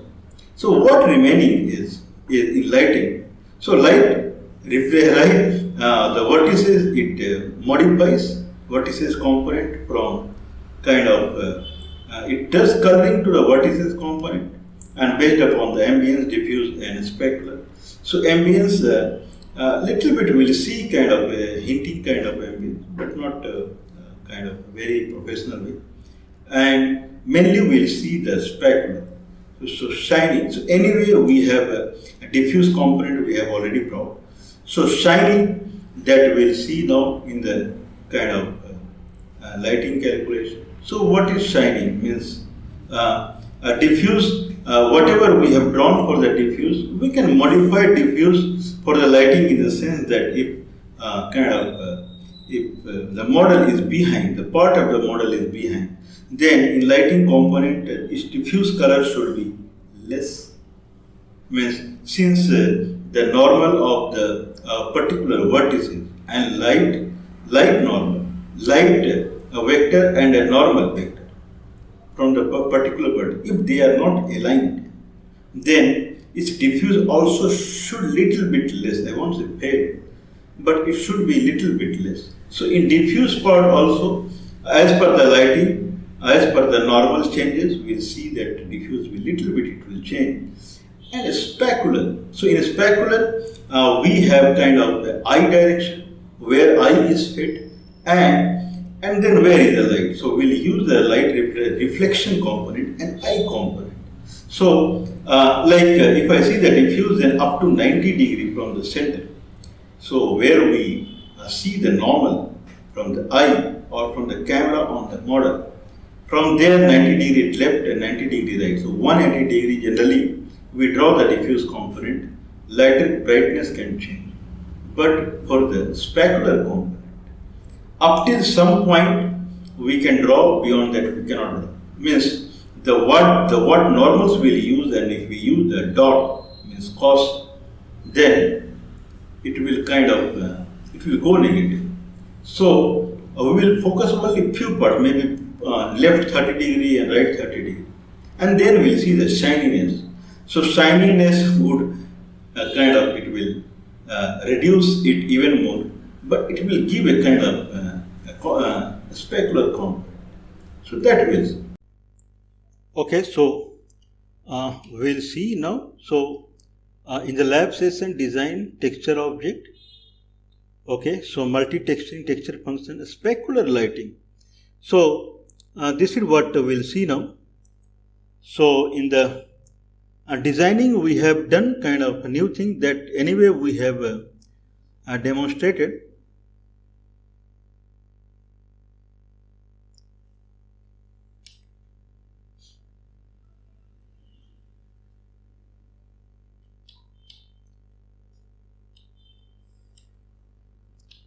Okay, so in the util-C, we have added a few functions.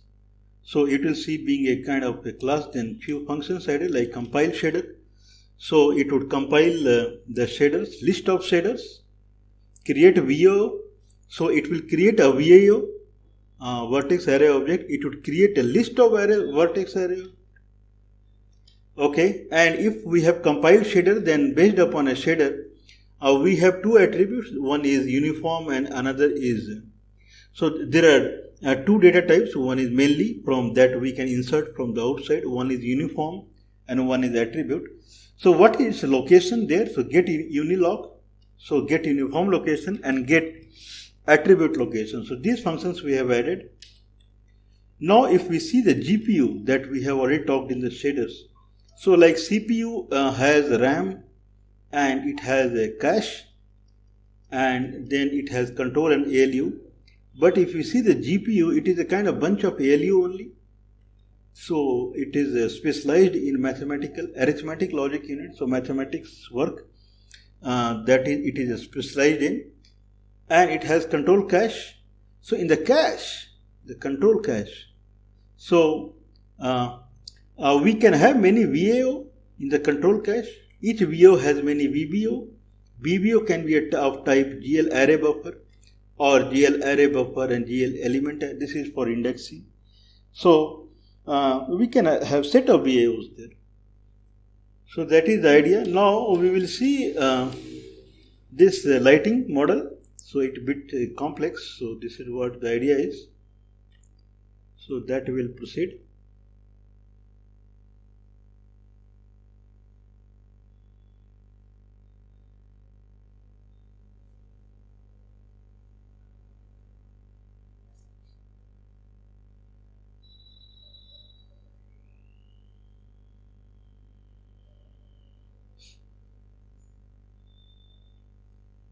Okay, so we will modify our shader code first and then we'll proceed with.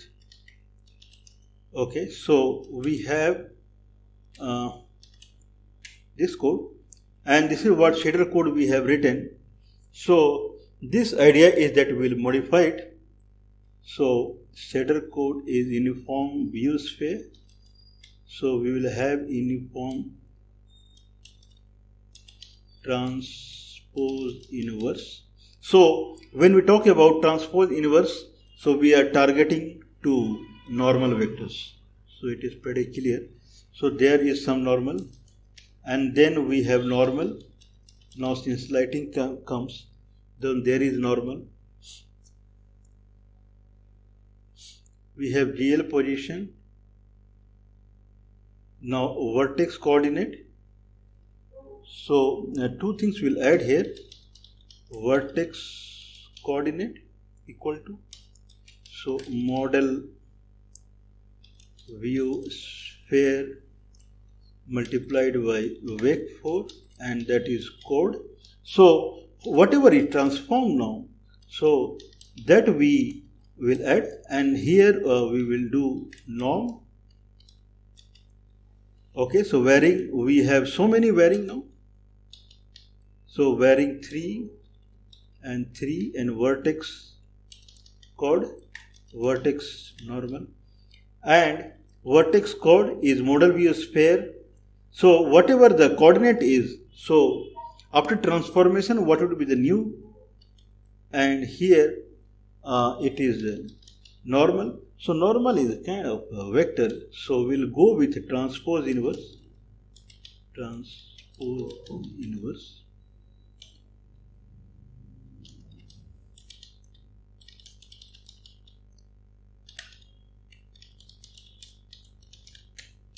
Okay. So we are done with the vertex shader, and then now we'll continue with the. Now we will have a kind of grouping. So I would say struct material. Material itself, it would become kind of uniform, so not required. And if for material there are other attributes. So one is vec3. Okay, so we have learned from Python, so we'll make indentation. Specular and float shininess. struct light, and here we have vec4 position, vec3 ambient. Okay, so little bit ambient will add, and vec3 specular, vec3 diffuse, and we will end.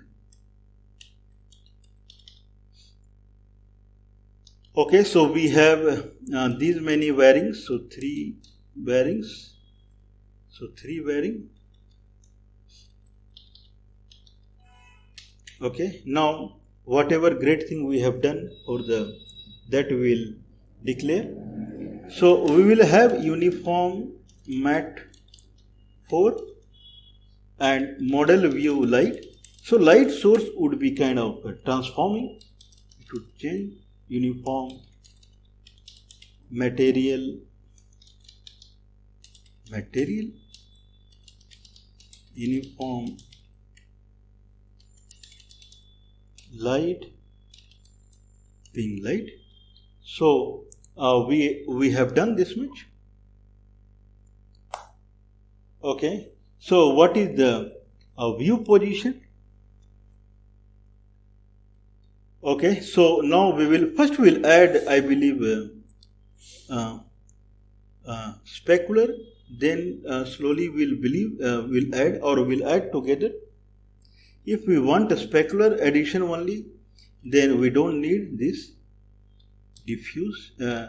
We will add diffuse, not a specular right now. Okay, so specular we will comment it. Otherwise, it will do other nonsense. And only will add diffuse and ambient. Okay, now we have a model view light. So light is changing. And here, so frag color, that will change. So here we have, so view pos is not required now. So we'll move towards vectors. So we have vector 3, N and L. So normal N is, I think it's not mentioned anyway. Okay, so what we are going to do now?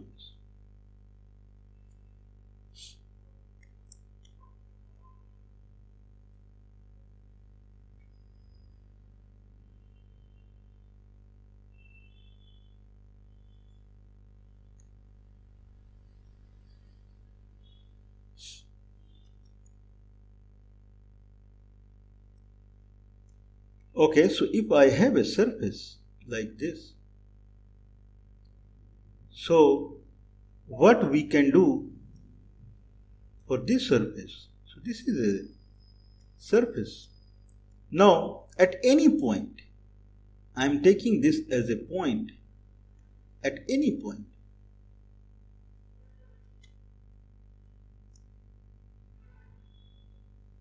okay, how much lighting it would receive? Means we are now in lighting. So how much lighting it would receive? Okay, so this is a kind of light normal. So this is a vertex, or since vertex is here, so I believe this is perfect. So this is vertex normal. So we call it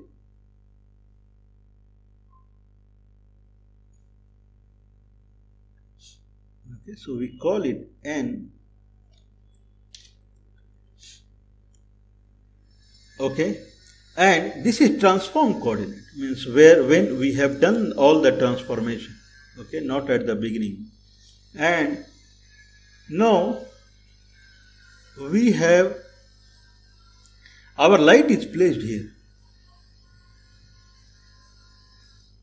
Okay, so the vector that is connecting here to the light is light vector. Okay, and its name is light.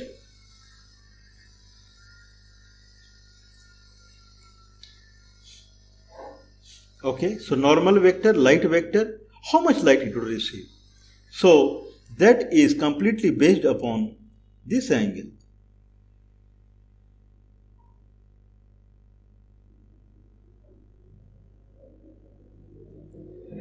This angle. If this angle is more, then light it would receive is less. So this is N and L. Okay. So we will see that. So N and L. Now we will calculate N the way we said. So it is nothing but normalize vertex coordinate, normalize normal. And what is L? So L is normalize model view light into light dot position XYZ minus vertex chord. Okay, pretty simple. So this line L is vertex position, light position minus vertex position. So this is light position.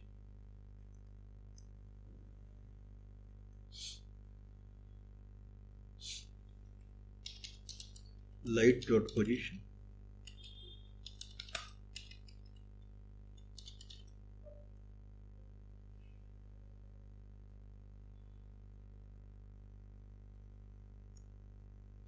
Okay, so this is light dot position.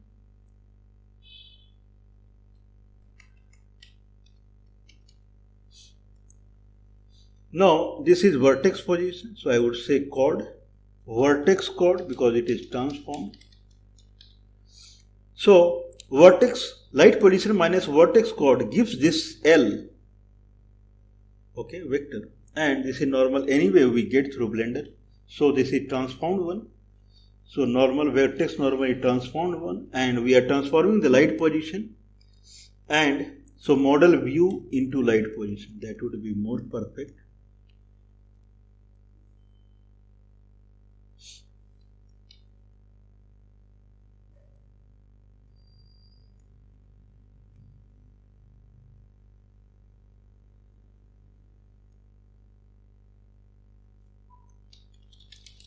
Model view light into light position.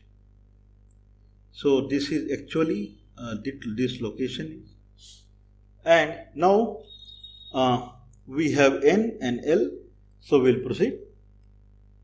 So what is frac color now? Oh, frac color is already there. So we will kind of modify it. So I will say light dot ambient, and then texture diffuse. Now it is material diffuse, material dot diffuse,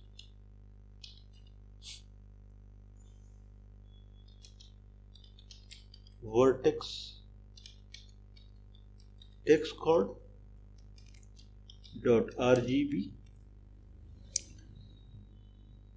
Okay, so this is, and then okay, so we will kind of do this is ambient we have calculated, diffuse we are calculating now.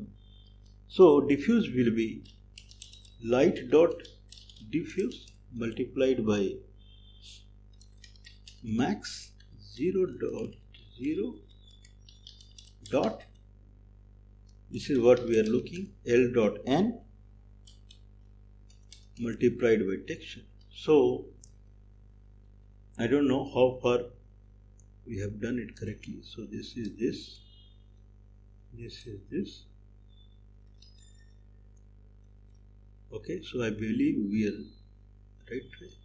Okay, so whatever the light ambient is, and texture material dot diffuse, vertex text coordinate, and RGB.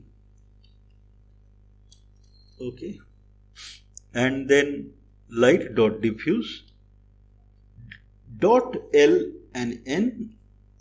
Okay, only bright side. If it is going negative means opposite side, so 0. And then material.diffuse. So diffuse component we have, I think we are done. It is not very difficult. Okay, so we have light position, we are dependent upon light ambient, light diffuse. That's it. Now we will fill it down the line. We have filled it. Okay, so for diffuse we have already filled it. Now we will fill for others. Okay, so what are others?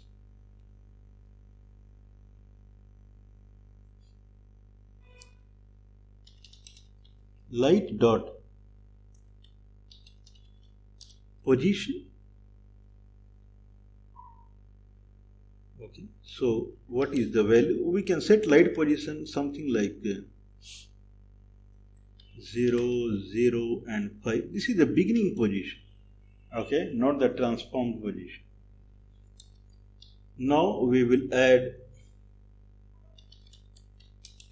ambient, and light ambient is 0, 0. Okay, so it is only 3, so 0.2. And we will add light diffuse, and we will set it really big, or we can just say 1, 1, 1. This should be enough. Okay, so nice. Means if I have library, we have introduced compile shader, create VAO, and get unilock and attrib lock. Means it is cakewalk now. Just get unilock and these positions and done. Now these are kind of local code, not global code. Okay, so now we will move towards, so we will have a lighting.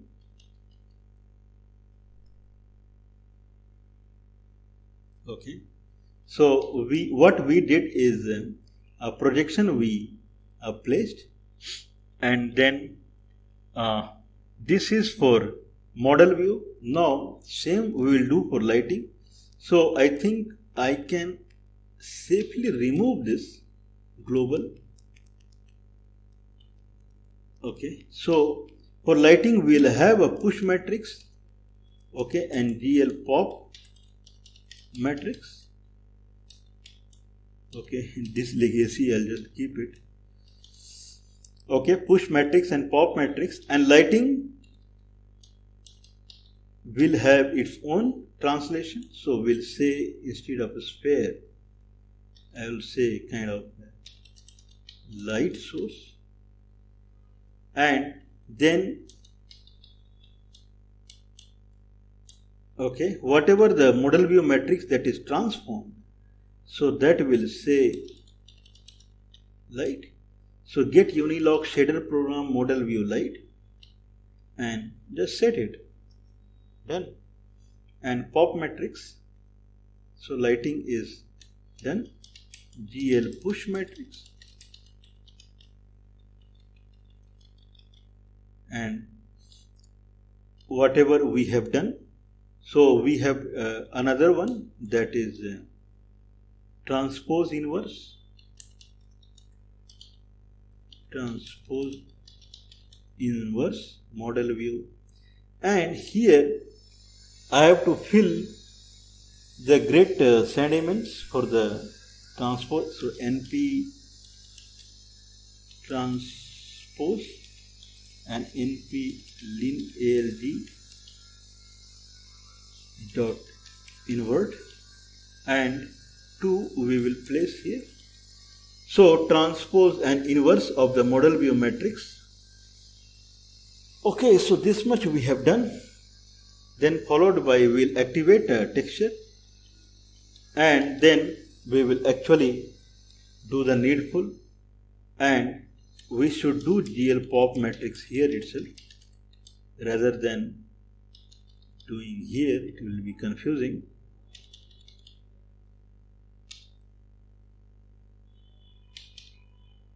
Okay, so we'll remove this code. So global transformation, it is, we have seen global transformation, so it's all right. So now we have push matrix and light. We have done translation as per the light source, and model view light matrix we have set as per the model view matrix, and now we have push matrix again, and we have done a transformation model view sphere and inverse model view sphere, and then we have drawn the texture, and then global pop matrix. So this is a pop matrix, push matrix, pop matrix, push matrix in -10. So in the transformation, so these are local code. Okay, so light source and beginning is light source. So it starts with the light source. Then so light source should start moving, and we have placed diffuse, light position, light ambient and light diffuse. Okay, I mean we can try it. There is no harm in trying. Okay, so Mr. Semicolon is everywhere.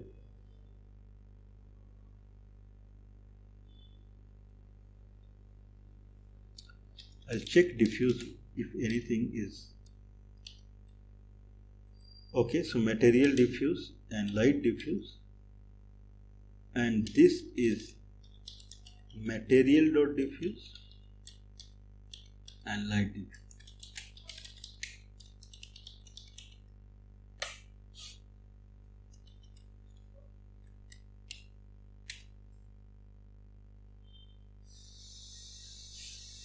So many, too many parameters to wait for. So in fragment shader we are getting, and that is line number 26.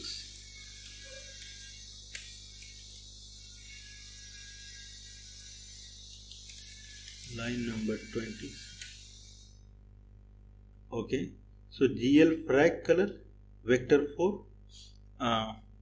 Light ambience into texture dot RGB plus, okay, diffuse color maximum, and okay, so whatever we have achieved, let's try again.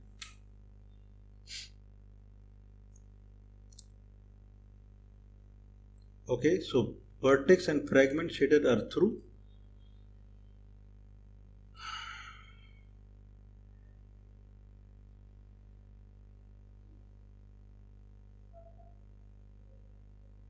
Okay, invalid location it is showing. So coordinate, texture, material, diffuse, material, light position, here uniform, light position. Okay, GL get uni lock. Okay, so this is a kind of type is we are messing up. So I would say 3F not vector. So there is some problem with vector. So 3F and Mr. 4F. Okay, so light position is 4, whereas others are 3. We'll try again.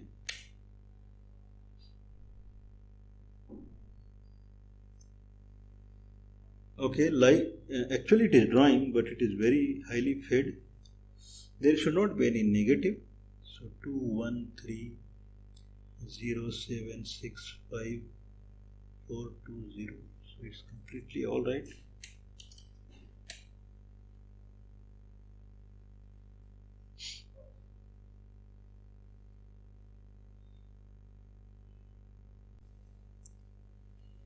Okay, so we have not added the normal, but we are doing the calculation with the normal.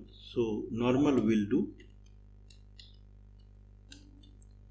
Okay, so we have already discussed that whatever the object file we are receiving, so per vertex there are 8 data, 3 are for coordinate, 3 for normal and 2 for text coordinate. So coordinate starts from 0 and 3 is the length, normal starts from 3 and 3 is the length, text coord starts from 6 and length is 2. So this buffer we get, and when we create a VAO, at that time we set the attribute, so there is no shame in showing VAO. So OpenGL util create VAO. While creating the VAO, we can clearly see that we are setting the buffer and vertex GL enable, so whatever attribute location we are getting, that we are enabling, and attribute pointer, so whatever is the location, on that we are pushing the data. Okay, so we'll try again.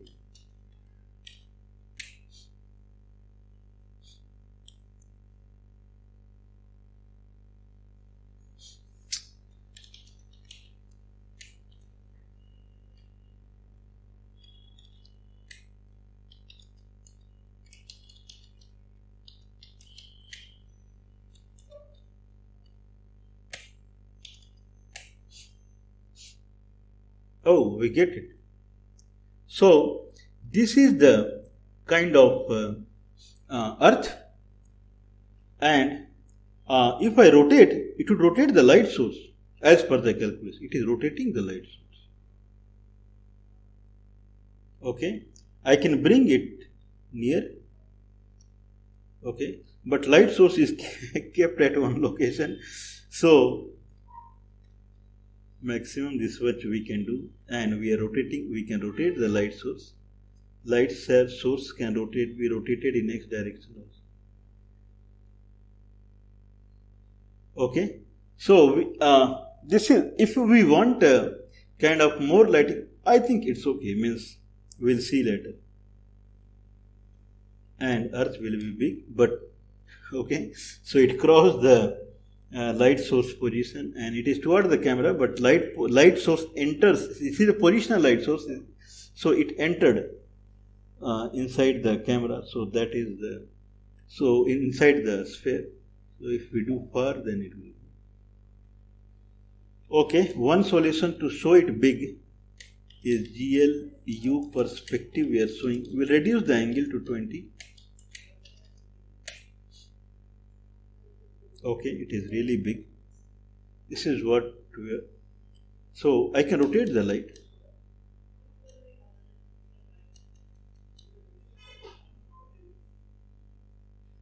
And I can really rotate that where light source is fixed, or I can rotate the light source on right side, then rotate that.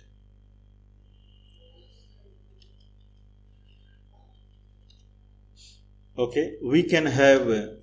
So I think it's not a bad idea to add a light source object. So light source, we don't know where the light source is. So we can add that in reality. So for that, I think we have to write code for that. Okay, so I think we can do copy paste. We have done light sourcing in lighting tutorial. So if I see that, then we have light source. So there is no harm in copy pasting that light source. Okay, so these are light source, vertex shader and fragment shader.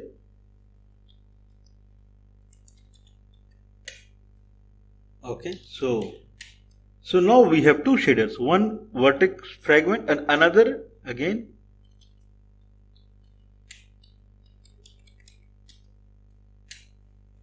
Okay, so vert code 2 and vert frag code 2, and here we don't need a different thing because now we are smart in compiling it. Okay, so color 2 stuff we will remove. Now it has code only. I can just search for 2.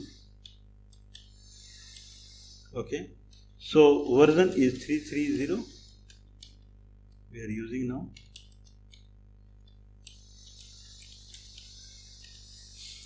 Okay, so vertex color we can just say vec 4. So it is white and we can remove this. Okay, so model view light and coordinate pointer. Now we will place it.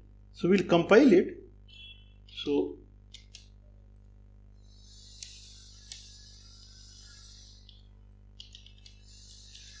okay, so in compile shader we can add one more. So this is how it is designed, and I'll say word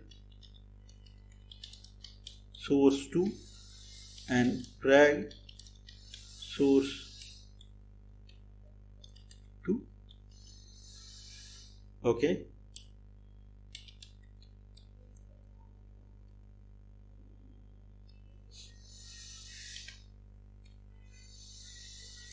idea is that we have to pass kind of in a tuple. So word code source 2 drag word source 2 and drag source 2. So this is the tuple. Okay, compile. That's it. Now shader program is an array now. Okay, likewise, so whatever we did, we have to place in a tuple. Now this will come in a tuple.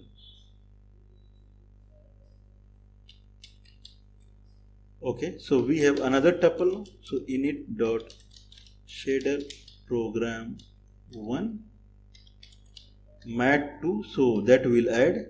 Again, it is of 8 only, and it only has code that is 0 to 3.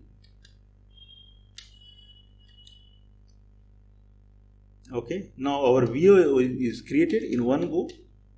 No need to write too many things. So we will see where are we.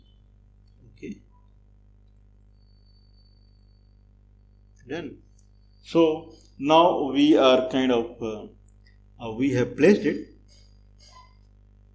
Okay, now we will kind of add the code for drawing it.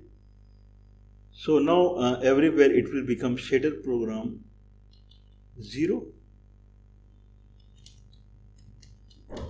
because we have 0 and 1, and VAO also it will be 0.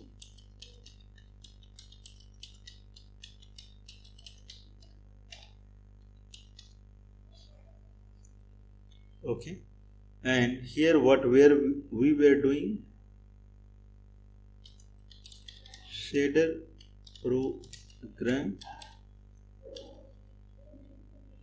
0.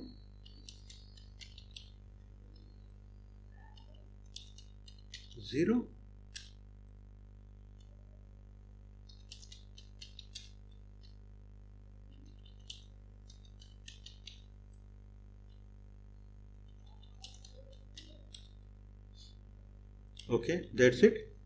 Now we did for the something with VAO. So now it is VAO 0, because there are two VAO now. One is for okay. Now we will draw it. So in the display, okay. So we will draw it. So we will add a kind of a parameter here called cube. Set attr in the init will say cube and it is 0. So at the beginning it won't show. So that is the idea. And I believe we can copy paste that code. If cube. So we already have this code. If cube. So what we have written in the lighting tutorial.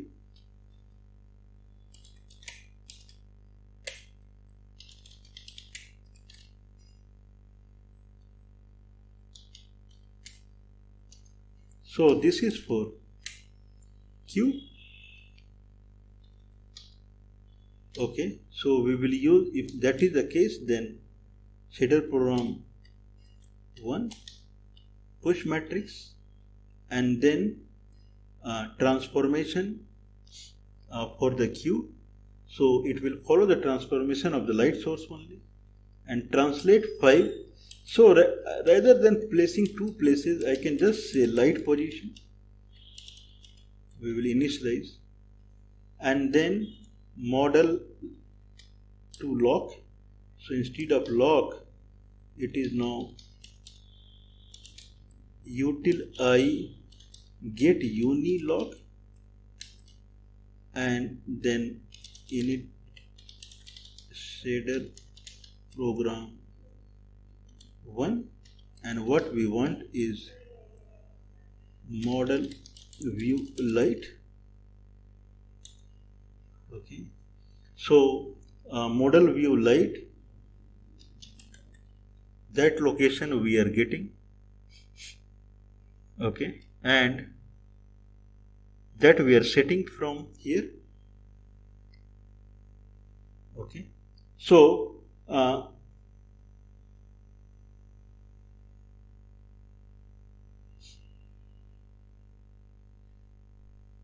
okay, so we are not doing any transformation. Whatever is done in the light source, we are enabling it. Okay, we have done a fixed translation of 5 so that it would match the light source, and then we are getting the model view light from there. Okay, so model view light we are setting it. Okay, and then we are binding to VAO1 and we are drawing triangles as per mat2 and popping the matrix. I believe it's okay. Okay, what is Mr. mat2? So init Q, now we will add here in the keyboard. So keyboard we will have something like if re search C or C in the key dot decode. If that is the case, then okay, so init dot Q we will set to equal to 1 if key equal to C, else it is 0. Okay, so if key dot decode means we are converting it to in string, and if that is C or capital C, then init dot cube is 1 base if it is small c, otherwise 0. Now we will see mat equal to mat. Okay, so we have mat2 now, and it follows cube. Okay, so kind of cube 0.1 means it is a small cube, so 0.1 dot option, and that's it. So here init mat, so it is init mat2. We'll copy the cube, so copy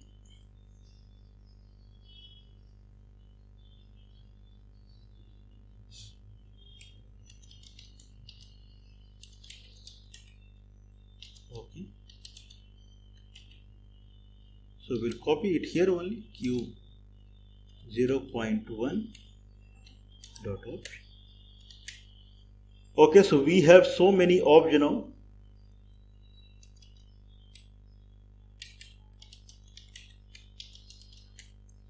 Cube 0, so I think we are all right.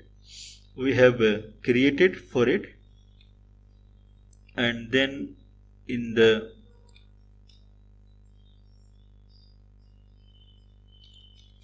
if it is init cube, then use 1, GL use program 1, push matrix, translate light position will add. So here also we will not use hard coded light position, and we will use light position. This Python is amazing. We can just insert like this. Okay, so light position will have a global and we'll say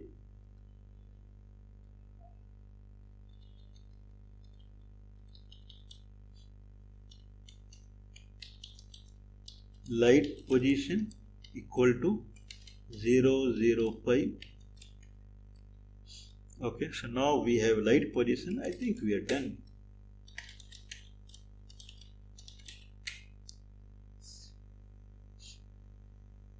Okay, so we have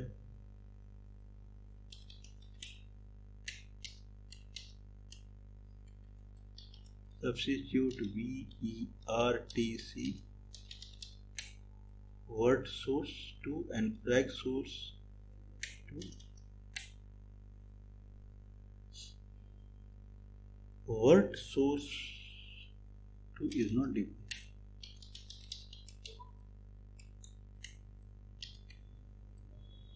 Okay, so instead of code it is source and similar.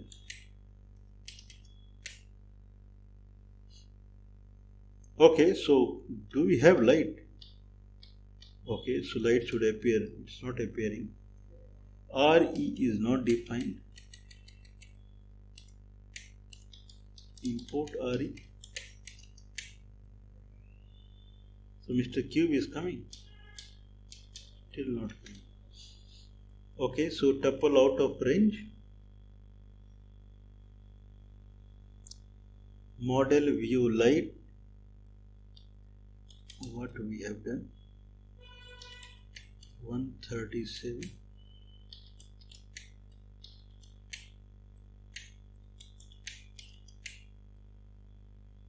So Mr. Light source is coming, still not coming.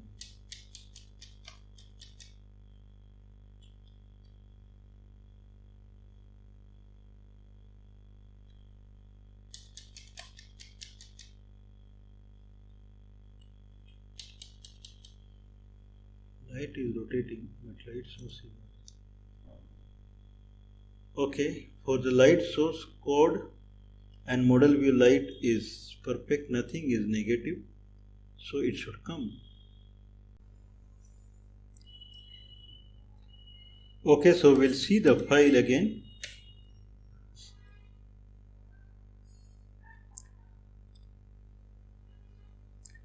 Okay, so probably we have not added the projection, so we'll add the projection. So in the code, like we in the display def display, we have the projection set for one shader. So for this shader also we'll add the projection.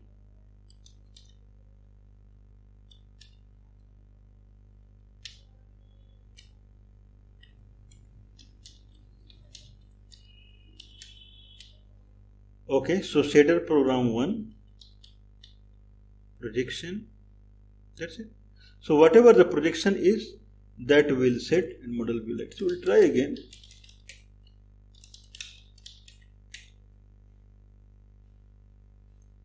Light comes.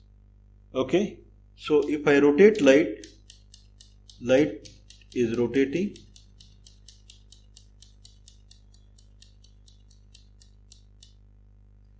Okay, so I can move up the light, move down, move right.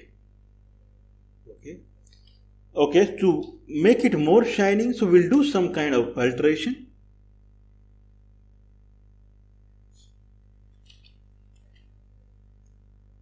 Then we'll use a specular component. So now here when we set the, so we'll make it more diffuse. We have set 111, so we'll make it more so that it would be really shining. And GLU perspective will set some 30, so it should be okay. This is really lighting, and light source is moving.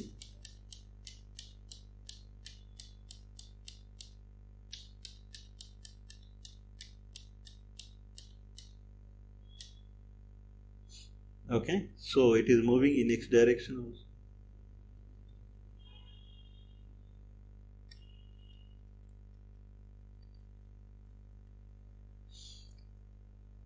Okay, if I press capital C, it should go away. So that is the idea. Okay, it doesn't have shining, so shining is a big thing. Means it should shine. So we'll add shining. So we have everything for shining. Specular, shine, and here specular. So that we need to add. Then we'll add there. So material dot. Okay, so here we will add. So others. So now we have material diffuse. So we'll add material specular. And a specular is 0.5, 0.5. Okay. Now we will use shininess.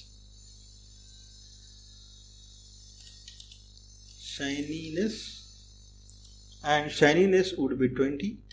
I mean, this is what I think is better. 20. And here we will make it as 1i perfect. This will be 3f. Okay, and light position, so shininess will add, specular will add, specular against the light, and it would be 1, 1, 1. Okay, so light specular is ready, and material specular is ready, and shininess is ready. So it's ready. Now when so here we calculated the kind of, so when we see this, so up till it comes to kind of 180 degree, the way we are talking, suppose at 180 degree, the vertex normal is like this, completely like this. Okay, and at this point, if it is like this, then okay, it is not very perfect, but this would be around 90 degree. Okay, so it won't be shown. Now we are talking about shininess. So shininess should show up to this region only. Okay, if I talk about shininess, then shininess should come up till here, not below that. So what is the kind of concept behind the shininess? So there is something called I. Now all these are in I coordinate, so they are transformed. So if my camera is kind of, it is placed here. Okay, so this is camera, and camera is placed at origin. This is where 0, 0, 0. Suppose I is here only. Okay, if I is here, and then if I talk about any vertex, so this is any vertex. Okay, what would be its shininess? So if this is the I and this is the light, so light will have reflection. So if this is the light, then light comes, okay, at this point, and then it gets reflected as per the normal at this point. So this is the normal. As per the normal, it's get reflected. Okay, so this is R. This is new thing. I would rather say minus R. Why it is minus? Okay, So L is in this direction. L is in this direction. If L is in this direction, then its reflection, if L is in this direction, then it will reflect in this direction. This is what we want. But if L is in this direction, opposite, reflection will be inwards. But we want outwards, so it will be minus R. So now this is minus R, and if this is I would say, now we'll draw the vert. So this is another vertex. This is another normal. This is another vector. And if this is I vector, if I call it, if this is I vector, then between I and minus R, whatever the angle is, that is the specular. Okay, right now only angle comes to 90 degree. If we see clearly, then this angle is coming to around 90 degree. Okay, so beyond that it cannot go. So what we are saying is that if we are calculating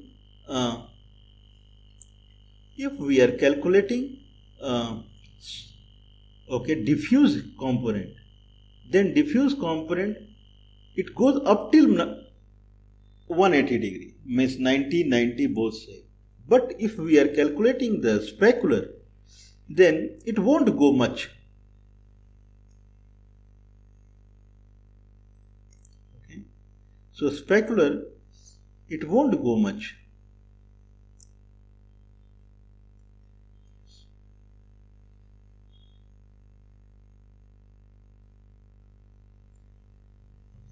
So because it depends upon the kind of I, so it won't go much. Whereas diffuse will go up to 90, but it won't go much.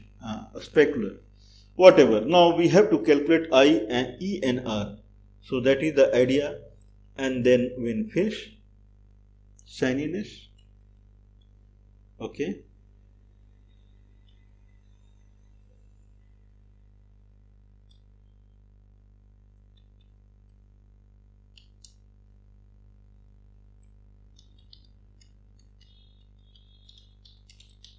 Reflect L and N in minus direction, and E is normalize, and whatever the light position is, so light position is vec 3 0 0 0.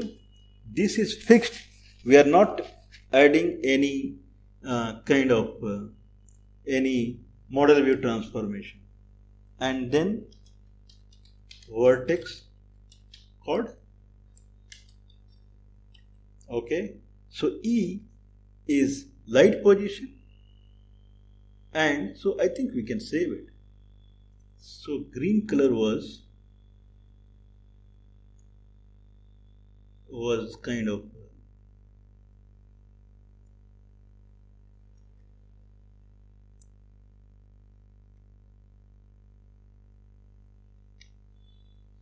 okay, so it was kind of diffuse.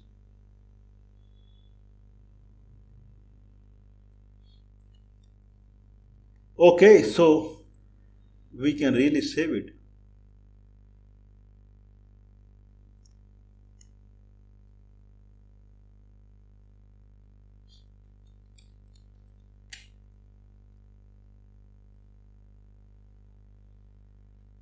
Okay.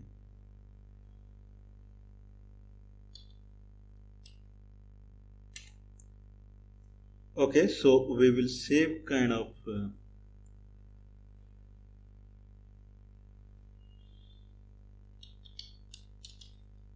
okay, so maximum we have 8, I believe. So 8.3. Okay. Okay, so we can add it here. It is 9.5.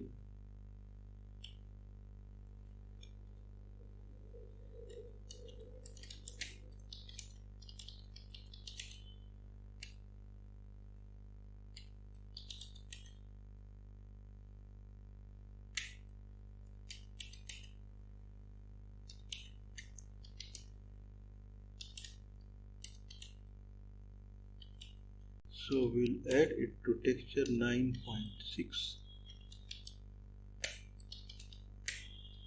Okay, so we can add it as a post.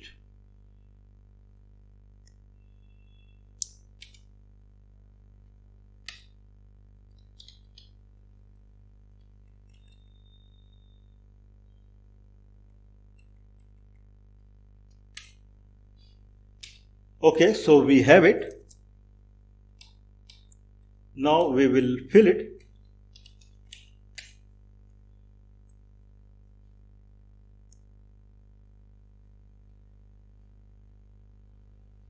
So we calculated NR, reflection and E. Now, so we have ambient component, and now we will add a specular component. So that is the idea.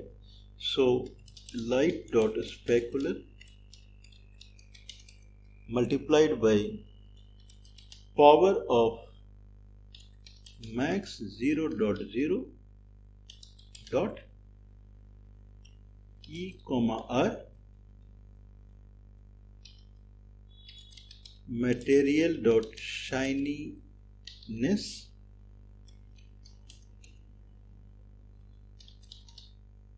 material dot specular.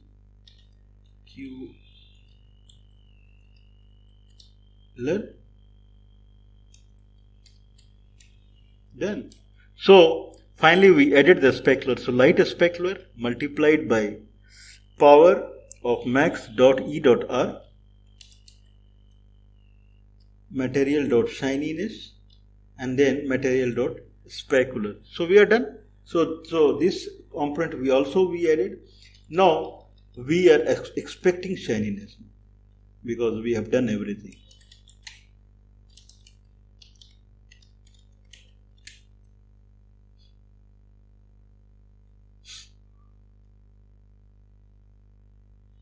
Shader programming is not compiled. Okay, R undeclared.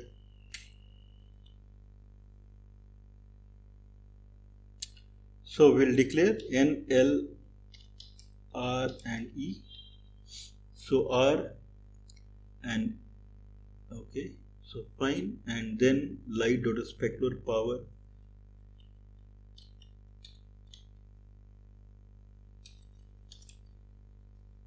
Okay, material dot specular.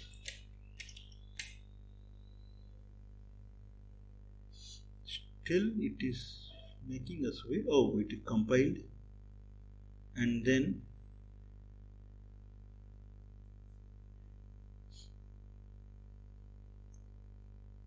okay, material shininess. It is causing problem.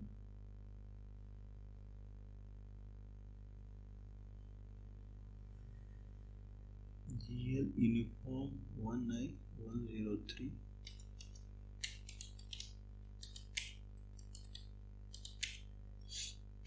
Okay, so uniform 1I is 0 and then 0.5 is material specular. Material dot shininess is 20. GL uniform 1I utilize get unilog init shader 0.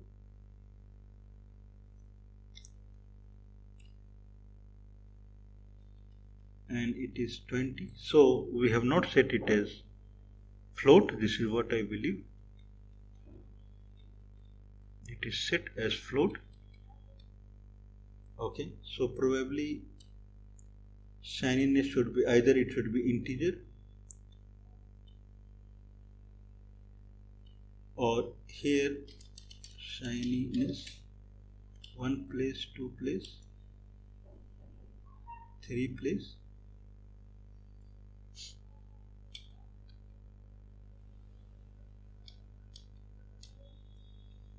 Okay.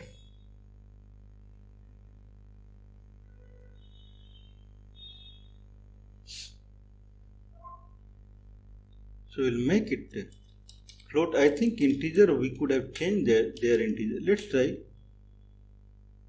Oh, we are getting the shininess. Okay, so if I rotate the light, then shininess is also rotating. So white color is there, so shininess is visible. So this is shininess, white color shining we are seeing.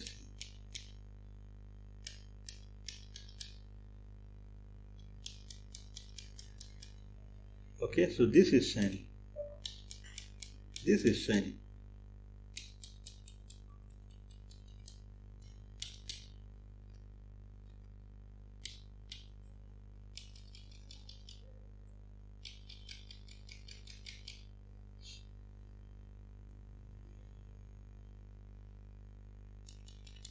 Okay, so we can increase it. So GLU perspective, I can make it kind of 1 to 40, and here at the beginning only in the display we can set it to minus 20, so that light we can light position we can make it 10. So now we will have some. Okay, so now we'll change the angle GLU perspective to kind of 20. Okay, now I can bring the light really near. Okay, so this is light, so I can remove the light. Okay, now I can bring it near. Okay, so this is bigger,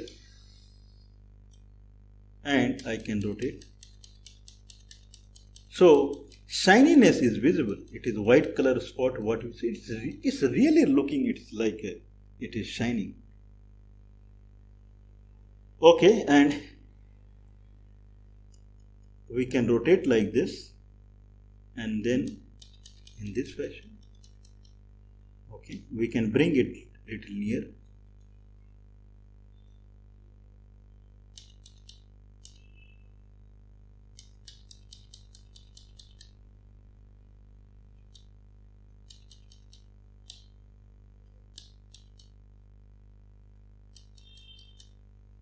Okay, so we can change the Earth, Mr. Earth. So we have few images, or we can have in the aeroplane. So how shining works. So sphere we will have airplane, and then we have PNG. So Earth PNG we have like airplane.png, and we'll try.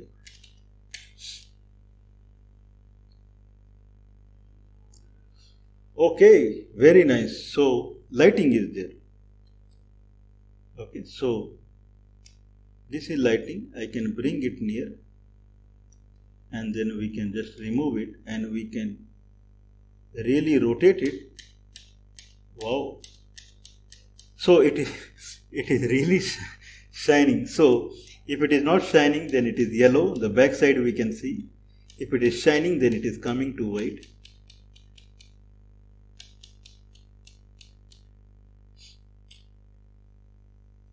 Okay.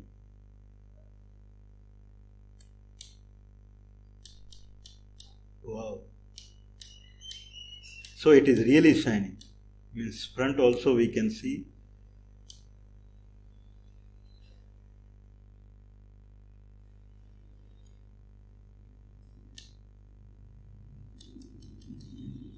Okay, so we can bring a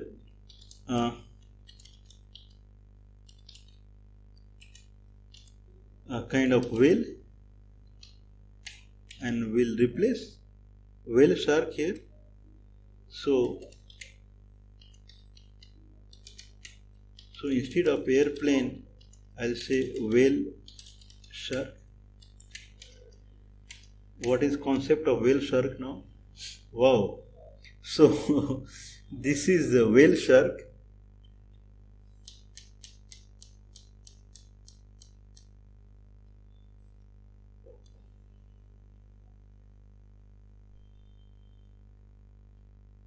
it is really shining. We can see the difference. So this is back side white and front side. Okay.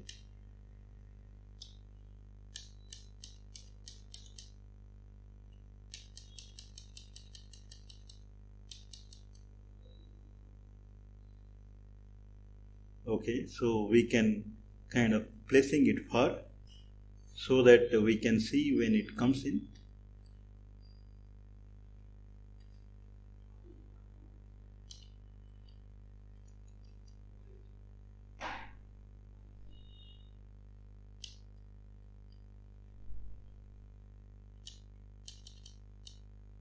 Okay, now we can bring it near.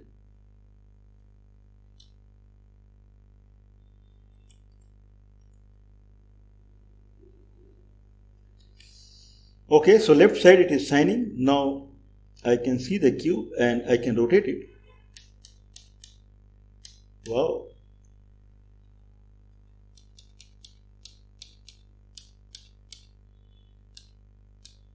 Okay, so camera is a little front, so I can kind of, okay, it's fine.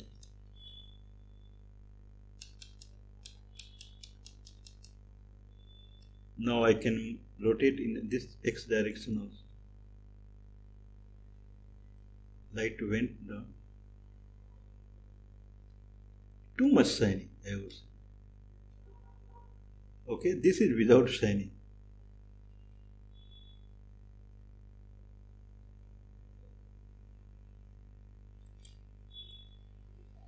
Okay, I can bring another earth. I think then we'll kind of call up.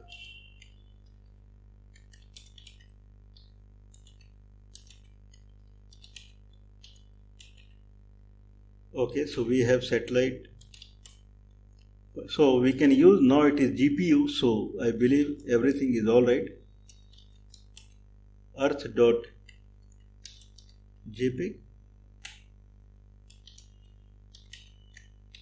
Now PNG image, airplane.png. Now we have Earth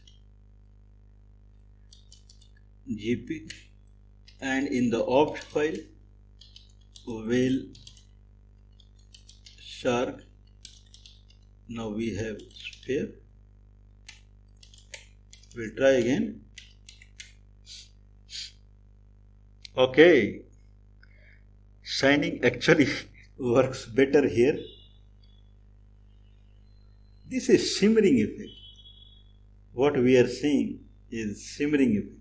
So that will reduce. So light will kind of will bring little far so that now we can rotate the light.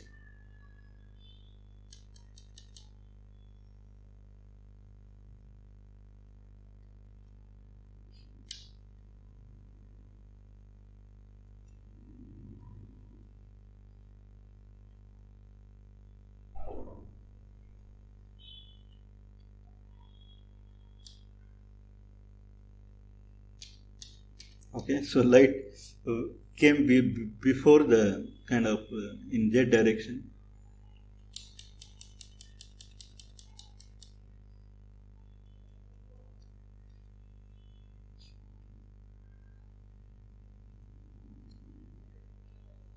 Okay, so I can rotate Y direction. This is Pacific Ocean. Okay, so I think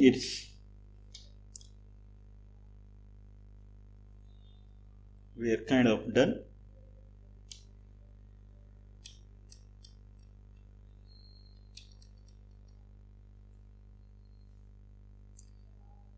Okay, so quickly I'll show the code again, and then we'll bring this map and we'll close it.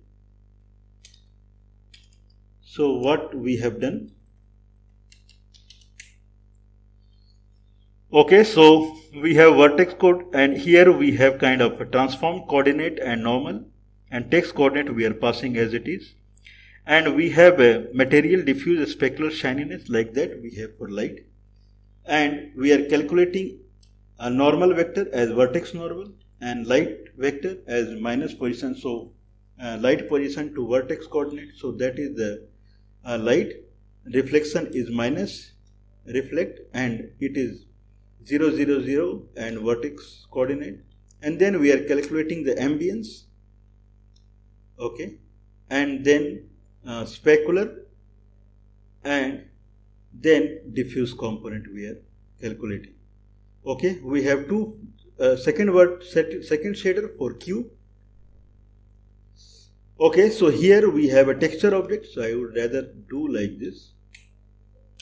So texture object, and followed by we create a few two vertices, and then we compile the shader, create from the vertices we create VAO, and then we set the attribute in the first shader. All the attributes we are pushing in, and then finally in the display first we push the projection, and we use the program shader program 0, push the projection, and do the transformation for the light source, and then we do the transformation for the model, and we draw the model. And when it is cube is enabled, then we do the GL use program 1, and we transform the matrix as per the light source, and then we push the projection and model view light there, and then we draw it. This is the old code that is fixed function pipelining. So same thing we are using in shaders, and followed by we are using GLU perspective in the keyboard. We have local code, that is transformation. It receives the transformation for various shapes. If I press tab, then it changes the shape, and if it is C, a capital C, it enable or disable the light cube, and that's it.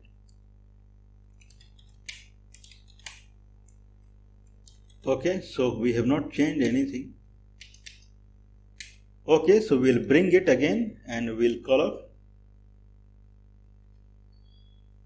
Okay, so light source, will bring it near. I think this is not light source. So that we can bring that cube. If I bring too much near, then it will go away. It went away. Okay, so light source we can rotate.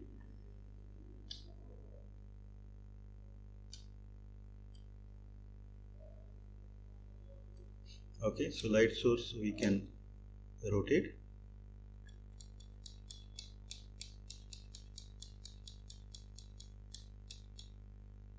And light is rotating. Okay, so we'll bring light source at the front,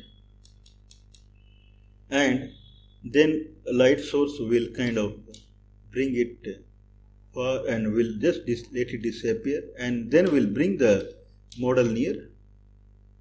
This is shimmering because we are not using MIP mapping. Okay, so if I do kind of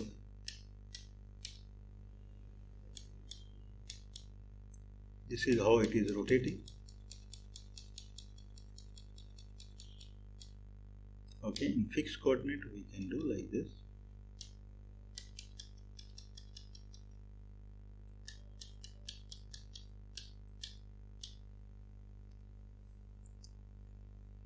Okay, so this is other side of Earth for us.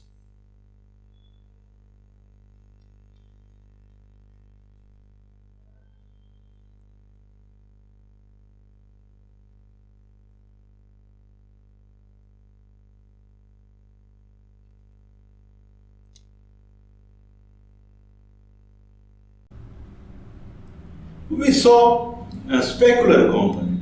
So now lighting is kind of ready. So we proceeded from fixed texturing, and then from a kind of fixed function pipelining, then texturing through shaders. Then we added specular component. So diffuse also we made light sensitive. Then shininess we added, little bit ambience we added. So this is what we have achieved. So what we will do now? So that is the kind of idea. So now we will do transformation. So a texture can have internal transformation. So that we will see. Then we will see multi-texturing. So we have drawn one texture. What about like I am showing a very nice image on top of a model, but it should be copyright. Someone should see that this image is copyright. So one image anyway, whatever we showing in little less alpha, means little transparent way, we can just place a kind of logo of copyright.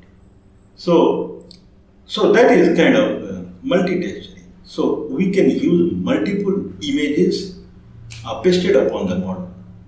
So we'll start with the transformation of the texture, and then we'll use multi-texture. Then we'll little bit we'll see about MinhInc. So it really helps like zigzag image, like clear or shimmering effect with high mathematical computation unnecessary. What has been doing for the minification, where lot of textures are getting mapped to few pixels, then minification happens. So high density images, for that we kind of place many means what it's a logarithmic of whatever the maximum resolution we have. Like if I have resolution of 1000, so maximum 7 to 8 intermediate images will come. And those images, as per the kind of, if I have 8 images, then which image will come into the computation for the minification filtering. So at that time, kind of 1 or 2, whichever is the near. So those MIPMAP is a set of images. So those MIPMAP images will come into the picture rather than one image is getting transformed, it is getting minified. So we have option like if I say image 2D, means when we upload the image data, then we can upload the image data at many layers, and we can say it is at MIPMAP level 0, 1, 2, 3, 4, 7, 8, whatever. Or we can let the OpenGL algorithm OpenGL function to create a set of MIPMAP, and then so once we push the MIPMAP images through either through externally or through the OpenGL functionality, so built-in functions, then that will be used in the minification. So shimmering effect or glaring effect, so aliasing effect, lighted aliasing effect, that should go.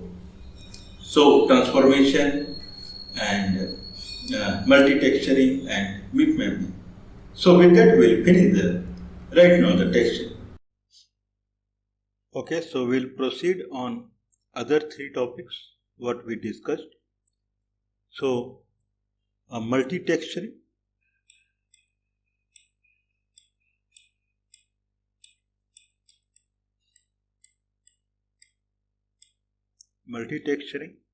so we can have like if I have an image, then I can have another image superimposed on it, or kind of any type of mathematical combination on it, so that we can see both images, effect of both images. We can use many images in pipelining. We'll use, anyway we have used texture unit 0, we'll add texture unit 1. Okay, and mathematical equation. Okay, so it would be one of them, replace modular decal. So we'll use kind of 1 minus alpha, that is the kind of famous blending factor or combining factor, 1 minus alpha. So that we'll use and we'll see the effect.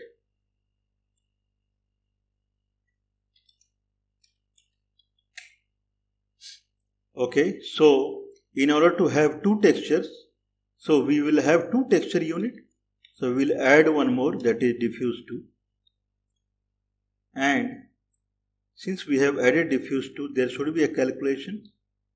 So whatever we have calculated, now there will be 2 calculations. So I can say this as wake 4, it can be wake 3 also, color, and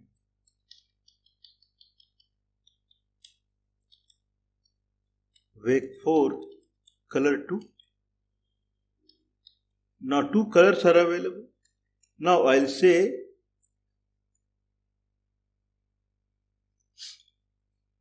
GL frag color equal to, okay, so rather I should say this as a color of destination and this as color of source, okay, and here material diffuse will be 2 and again material diffuse will be 2. So two sampler we are using. So we can say now color destination dot R into 0.8, okay. So that is 0.8 we are kind of keeping. This is 1 minus S relationship, 1 minus AS, 1 minus AS. So right now it is kind of okay. So 1 minus AS. So AS is so here A means alpha of source is 0.2 only.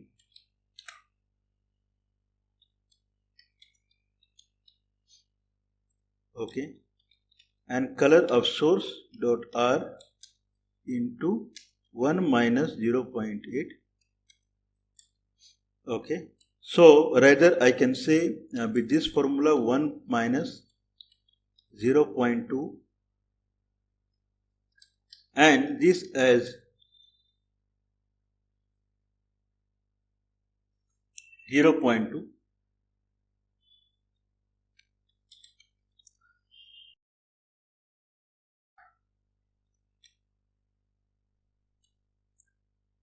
Okay, so 1 minus 0.2 and color R 0.2.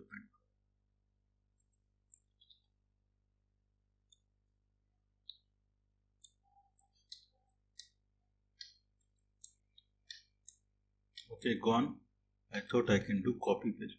So color of T into 1 minus 0.2 plus color of S into 0.2. Okay, color of D dot R and color of S dot R, color of D dot G into 1 minus 0.2 plus color of S dot G into 0.2. Okay, so color of D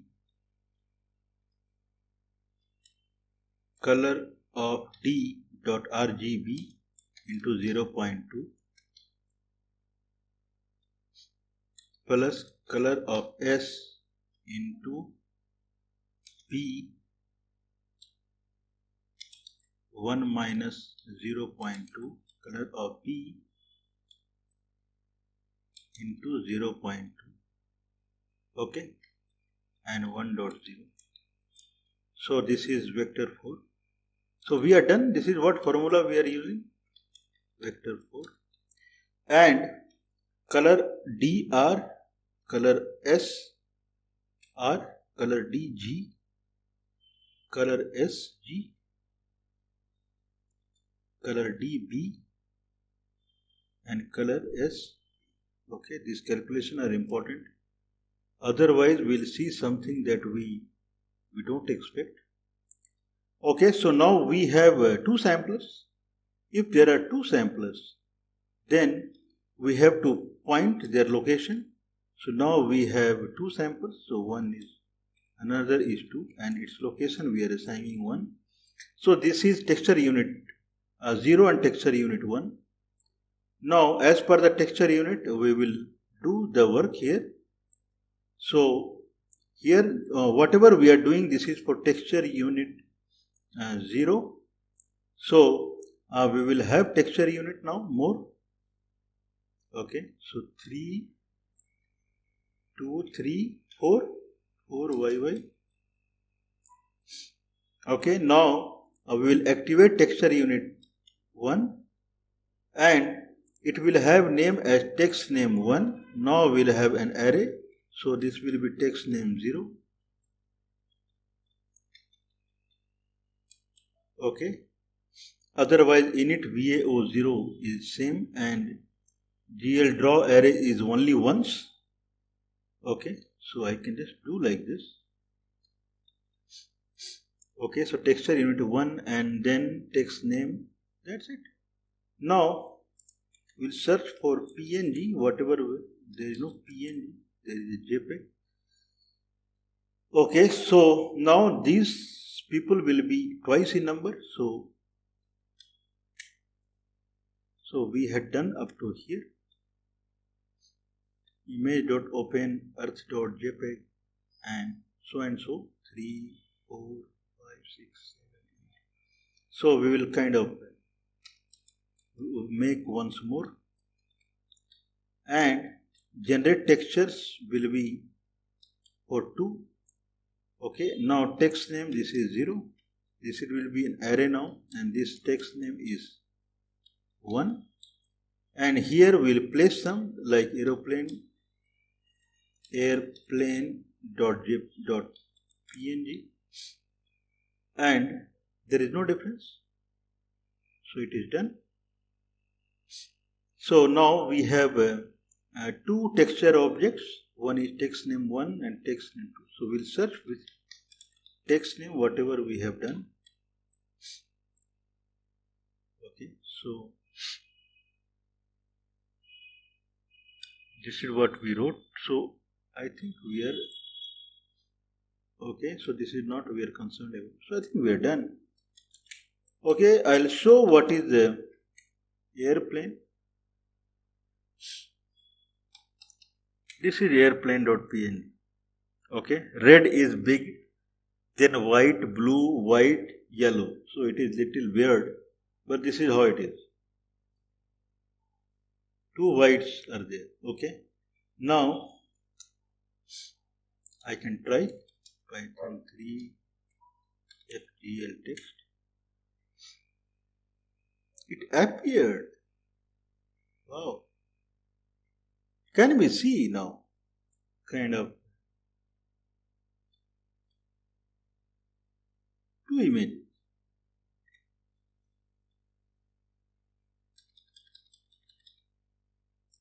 Okay. There are 2 images.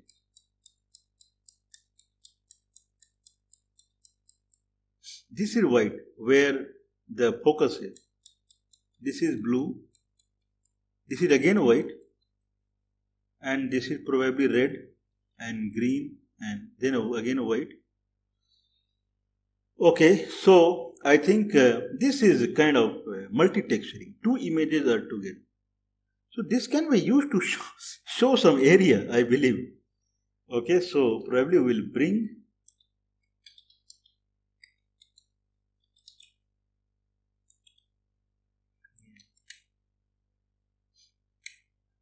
okay, so red, white, blue, white, yellow. So that is the idea.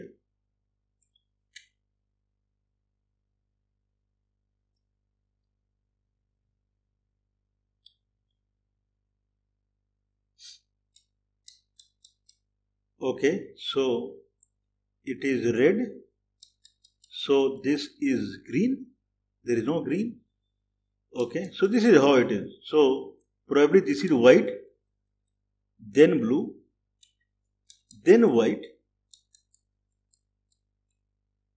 Okay, this is yellow probably. Oh, that is red and this is yellow. So this is how it is appearing after doing the manipulation. We are adding the color. Okay, so this is how it is.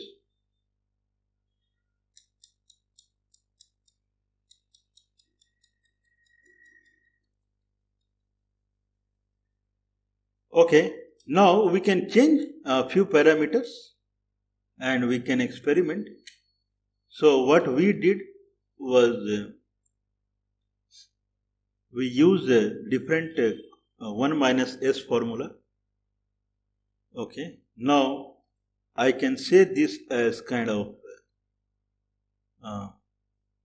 0.9. So substitute 0.2 to 0.9. Okay, now we'll try. Probably we can reduce little bit material dot light dot diffuse. Light dot diffuse. Oh, it is 2. So probably we'll make it 1. Then we'll try. Okay. So I think experiment is perfect.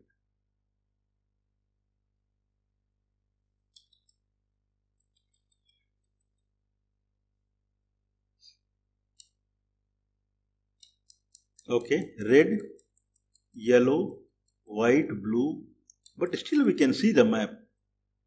Okay, point 1 is still there in the map. We can see the map. Okay, so this is, I believe it should be bigger.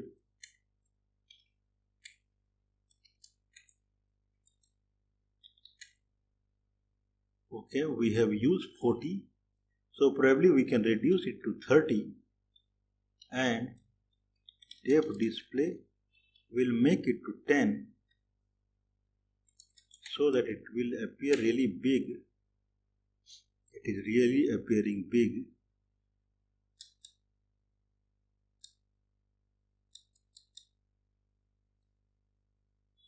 Okay, so where is light position? Light position is at 10. Okay, so light position is at origin now as per the calculation. Okay, so it's fine. So this is how it is.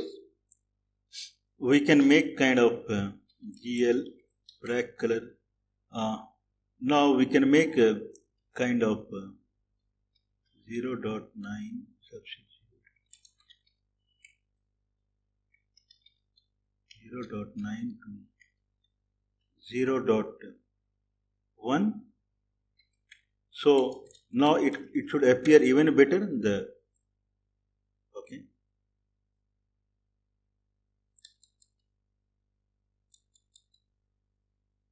So this can be highly used to show some kind of segments.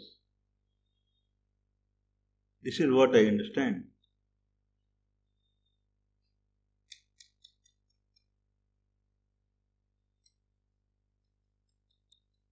Okay. Not bad.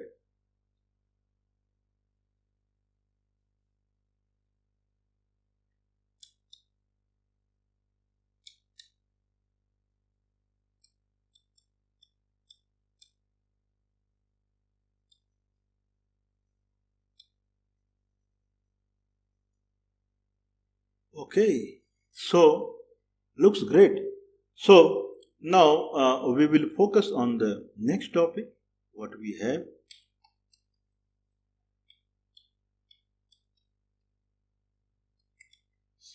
Okay, so we finish the multi-texture texture function. We have seen specular lighting, MIP mapping. Okay, so what we have not shown here is the texture transformation. So texture would rotate.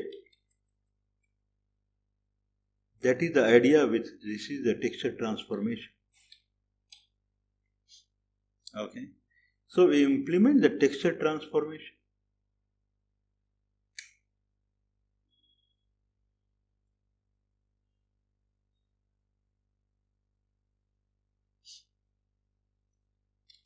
So for texture transformation, we'll have another guy here called model view texture. Now this would be transformed.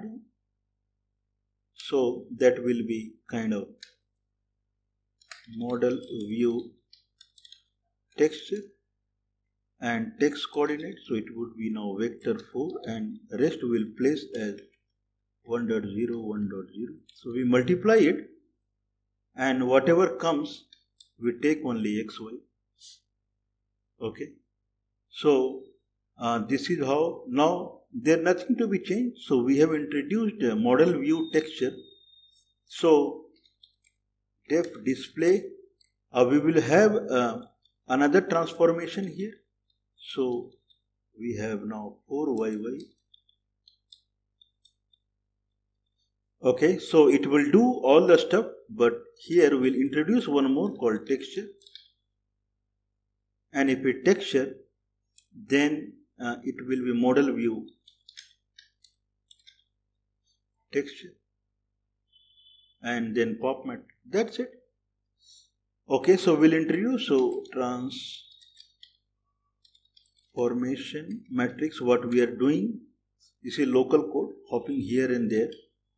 So we'll introduce one more called texture, and that's it. So it will do transformation for the texture also, and model view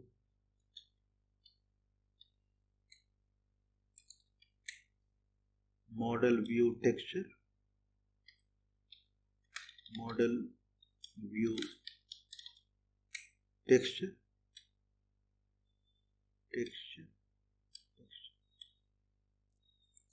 Okay, so no one can stop us trying our luck.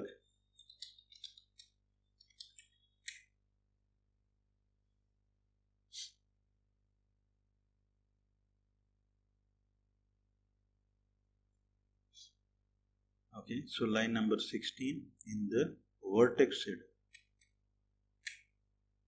So line number 16 dot plus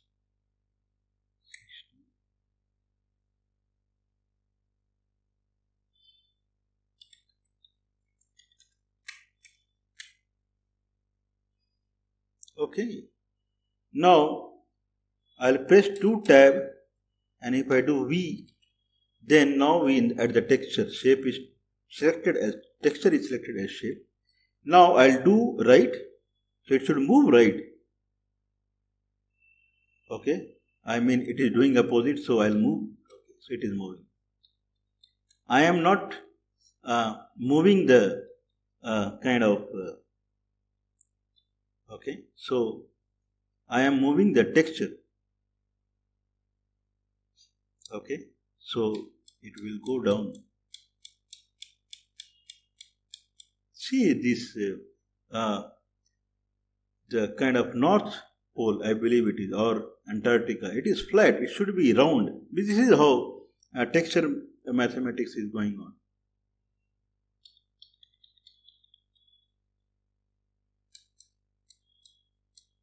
Okay, we can across remove. This is X. So this is how it is done. This is Z.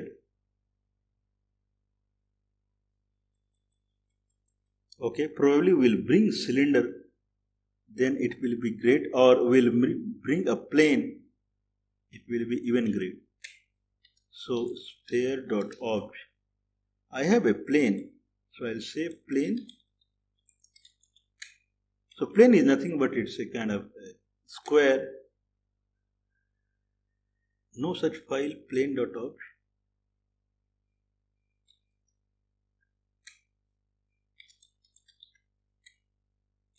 Okay, it's there. So I'll copy from there. Image glue plane here. I have a cylinder also. Okay, so we'll try again. Okay, I think contrast is very high. So this is the plane, and I press 2 tab, and I have come to image. Then now if I do a linear translation, so we can see, not bad. But along I am pressing again 2 tab, so I am coming to sphere. Now I can do normal transformation also. No one can stop me. This is normal transformation. This is back side. This is normal transformation.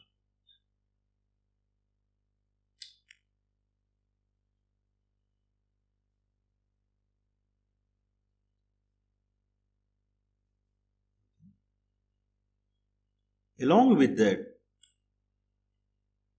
we have this transformation.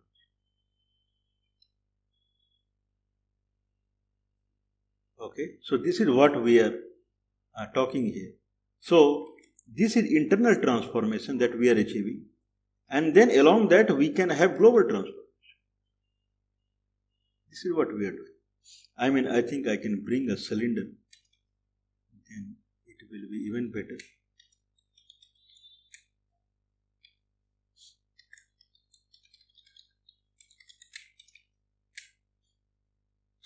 Okay, so Mr. Cylinder has arrived.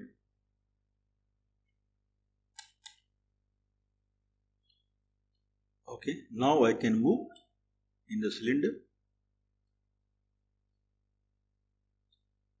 and I can move cylinder also.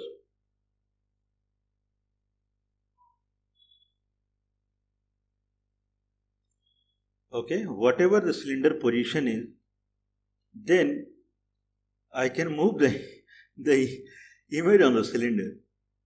Okay, so I can move the cylinder.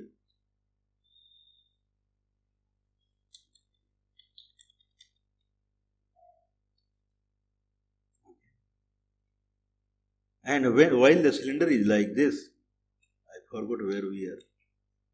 Okay, so shape is a sphere, so I'll press one more tab, it come to texture. Okay, so not bad idea, that will do. And if you see the image, image is multi-textured. Okay, so that also we have to mind. So multi-textured image, and then a transformation we are doing. So this is how it is. Okay, now image transformation we are doing along y-axis. So this is how it would appear along z-axis. Okay.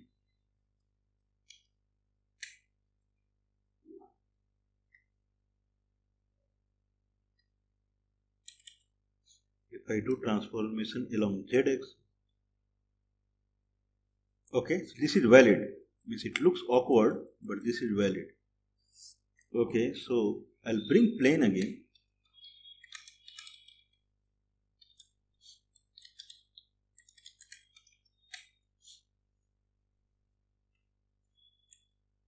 And then I'll rotate along z axis, that perpendicular to this plane.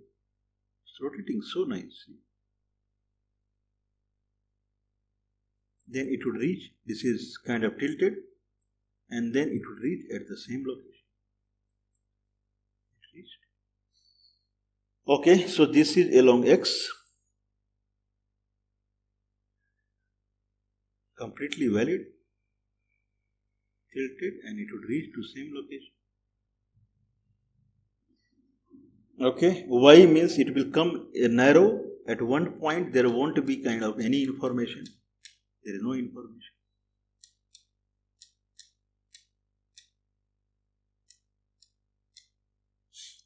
Okay, so we are done with this. Okay, so what else is remaining now? Transformation we saw. MIP mapping. Okay, so MIP mapping, as we talked, that there is a shimmering effect that generally we get. So we'll first see our, okay, so earth.png, it is more visible there. So I'll bring it.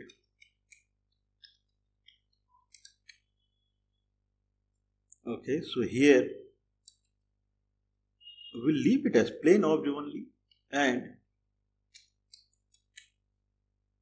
okay, so I'll bring earth.png. Let's see if shows the shimmering effect. Shimmering effect is, I think we should multiple, that will avoid now. So GL frag. So I'll say it 0. Substitute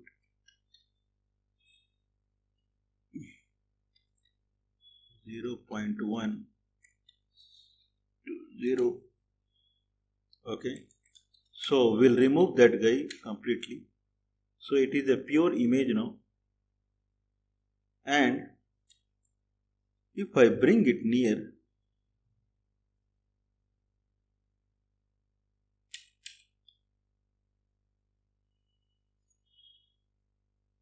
okay, so shimmering is visible. We can see glaring. Okay, can we see this region?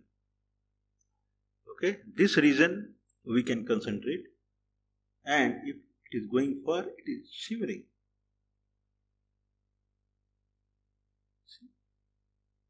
And so calculation is very high. I think the way we have talked, so how much is earth.png? Okay, earth.png is big.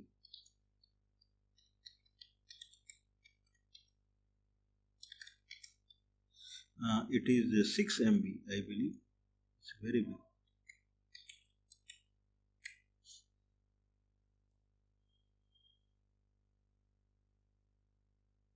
So I think it's okay. Nothing is bigger than that.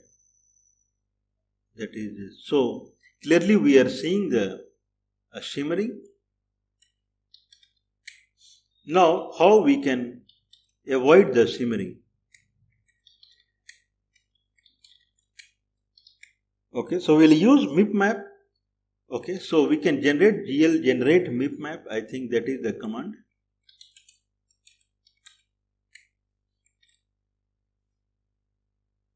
Okay, so when we write this at the down, we have to just call GL generate MIP map. So for this texture object, it would generate MIP map.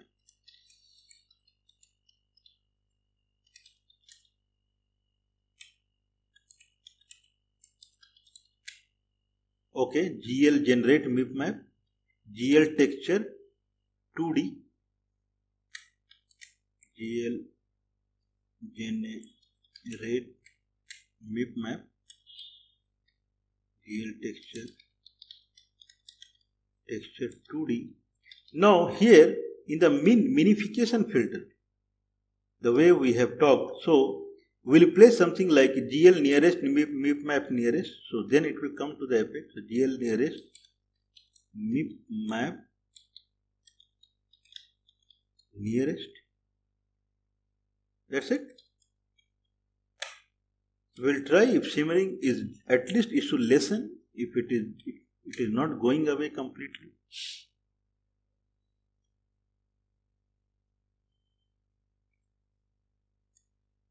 So I'll make it. Certainly it has gone away completely, not less. There is no shimmering.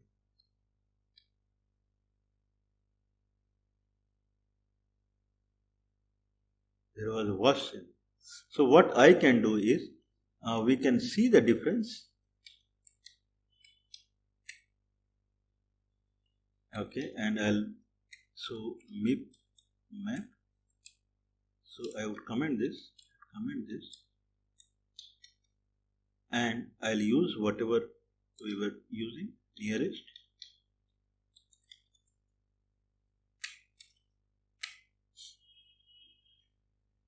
Okay, so I shall show it first.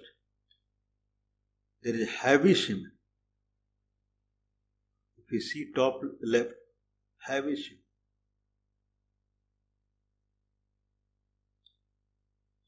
Heavy shimmering, full image, full shimmer. Now, if I see this,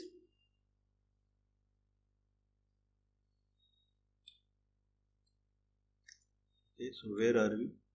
Light source is a transformation. No shimmer. In that comparison, there is no shimmering.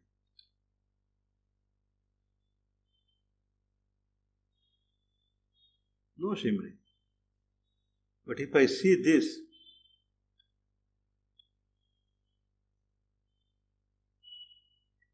heavy shimmer,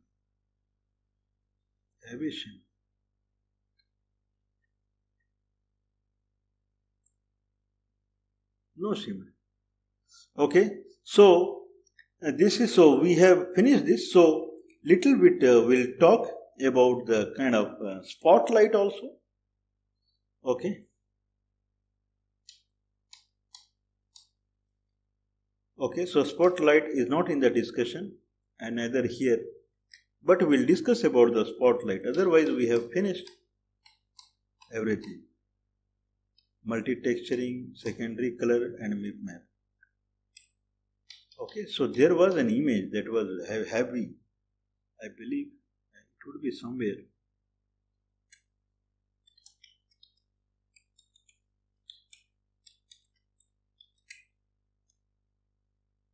Oh, flower.png. So I can copy this. Probably it is very big.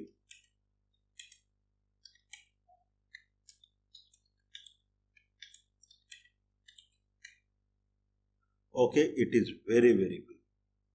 So I can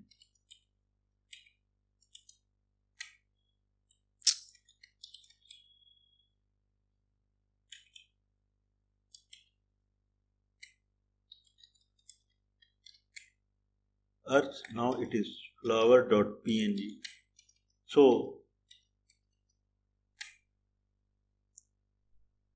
it is very big. Now shimmering would be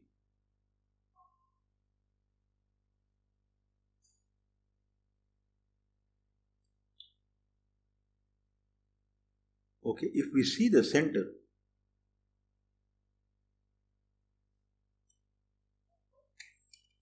and now we will enable this.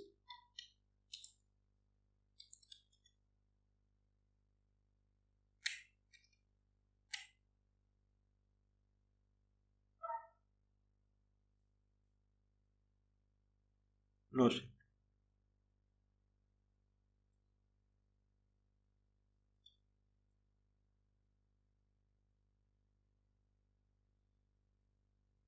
Okay, but here if we see the center, there is him.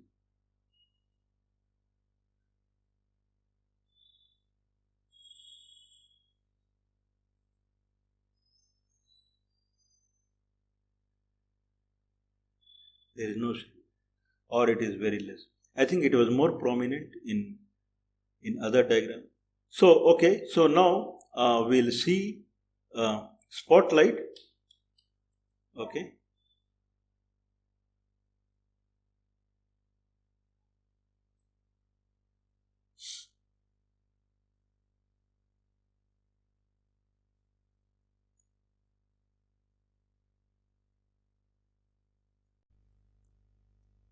Okay, so probably we can get the new kind of curriculum.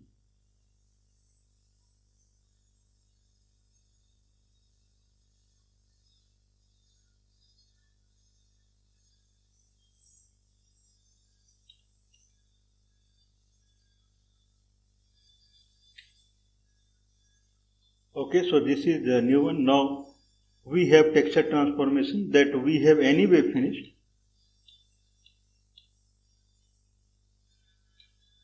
So this is texture transformation that we have covered. Okay, so we will add here.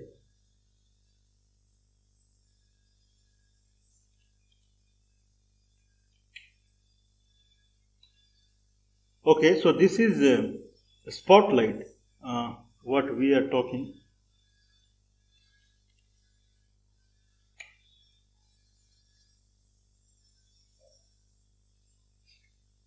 Okay, so this is spotlight.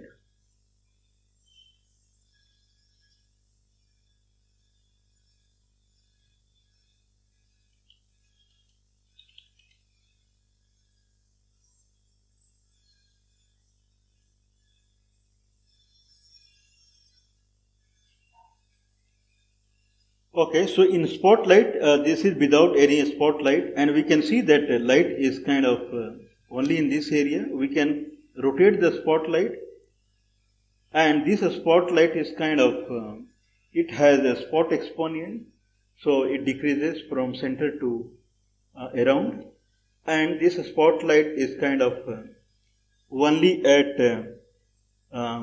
so it doesn't decrease, so there is no exponent.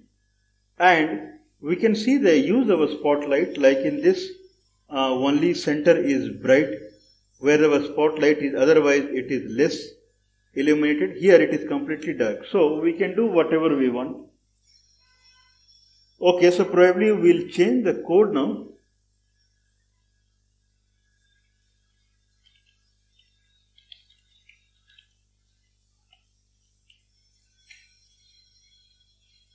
So we don't need anything extra for the spotlight. So whatever we have calculated now, so only I believe only we are drawing the destination one. Okay, so spotlight we will kind of introduce. Okay, one here and D equal to normalize. Model view transpose inverse model view light. Okay. Now this is the spotlight direction that we have to see. So spotlight direction is 0, 0, 1 direction, not the position. Dot x, y, z. Okay, so transpose inverse model view light will introduce. So we had in vertex transpose inverse. Same thing we'll introduce in the fragment shader. So now we have transpose inverse model view light.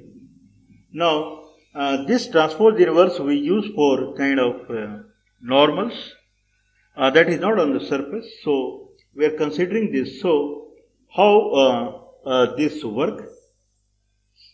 Okay, so probably we can proceed and then we'll see. So here we'll do the calculation. So now we have D. So I'll say if dot D dot L greater than equal to cos of 3.14.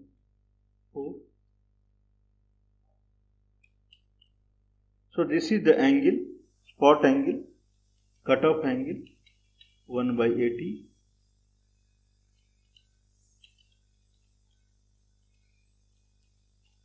Okay, so if this is the case, then we'll have a kind of a spot factor.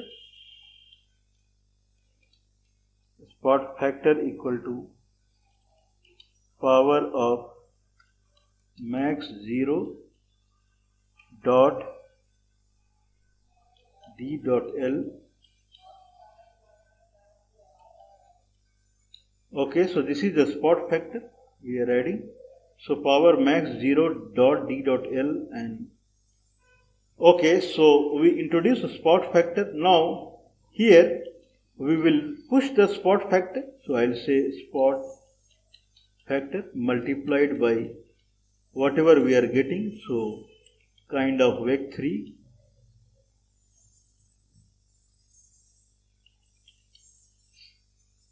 Okay, now spot factor will kind of push here.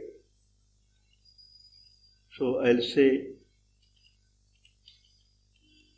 float spot factor equal to 0.0. So we are done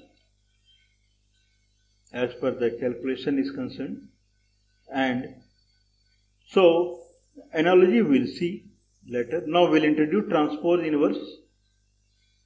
Now it is pretty simple, means. So here we have a kind of model view light. So we'll just copy paste here and model view light. So we'll add transpose inverse and then here we will do whatever we have done here. Okay, so NP transpose NP line ALG dot INV.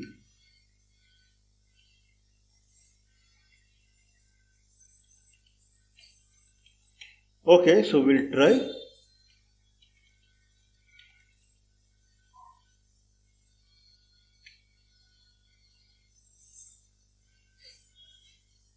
Okay, so attribute core name switching 32.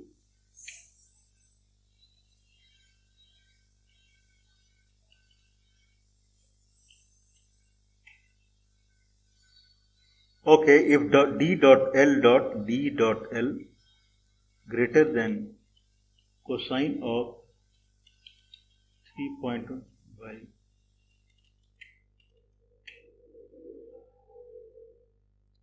okay, so we'll go back to we can try here also, it's nothing like that. Now we are in light mode, so I'll bring the light source. So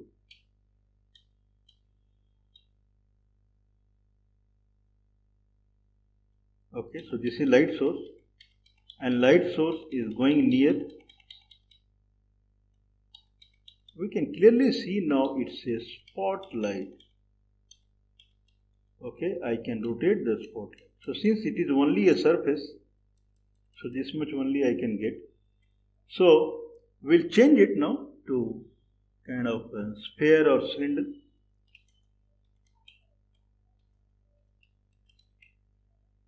So I would say it sphere, and in the PNG I would say earth.png.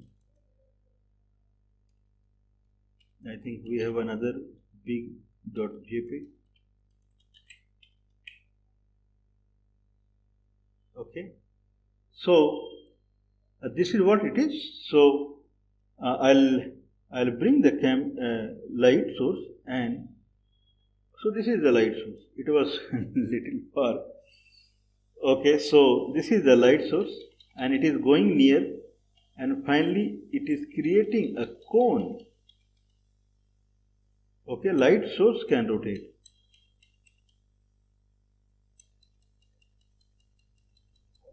Okay, so we have kept things very near to each other. So we'll depth display -10 is okay. GLU perspective. Okay, 1 to 30.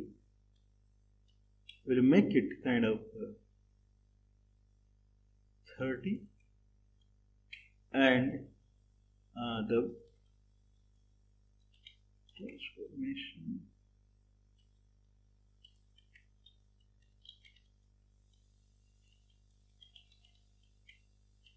Light position.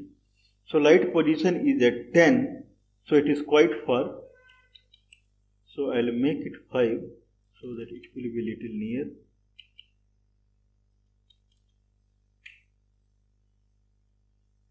Okay, and we'll try. Okay, so light source is near now, and I can rotate the light source.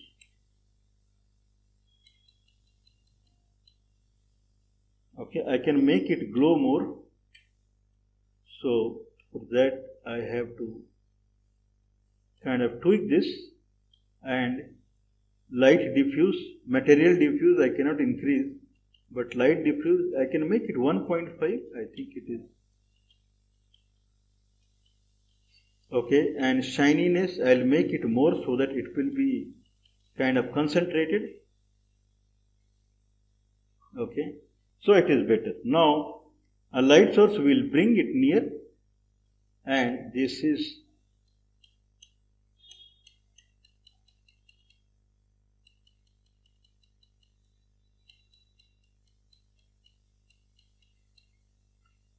spotlight. Light is only in a part. So kind of I can move the spotlight up. I can rotate along X direction.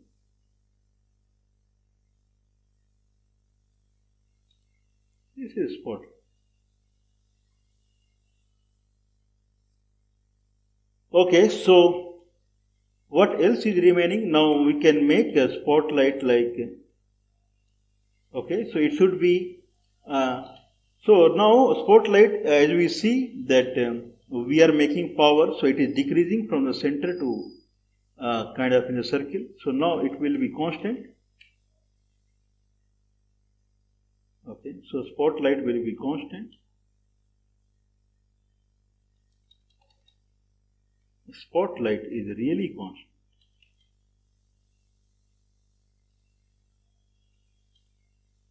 Okay, only this part it is illuminating, otherwise it is not illuminating. I can rotate the spot.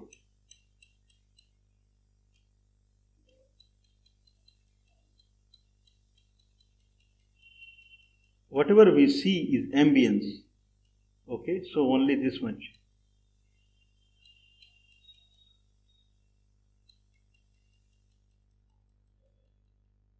Okay, to have little better way this depth display, we can make it far little, kind of 15.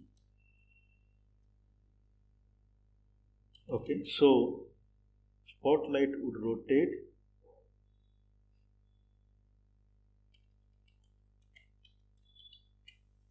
and this will make kind of, okay, so 5 is okay. So this is later it will be converted, so it will be smaller, but we'll see better.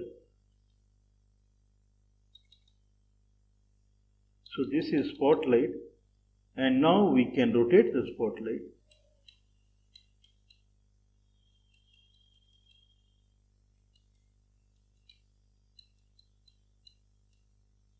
Okay, so this is the idea of a spotlight. Can we try a little GLU perspective 1 to 30? So angle will reduce to 20. Let's see. Far better. Okay, so this is our spotlight, and I can rotate the spotlight.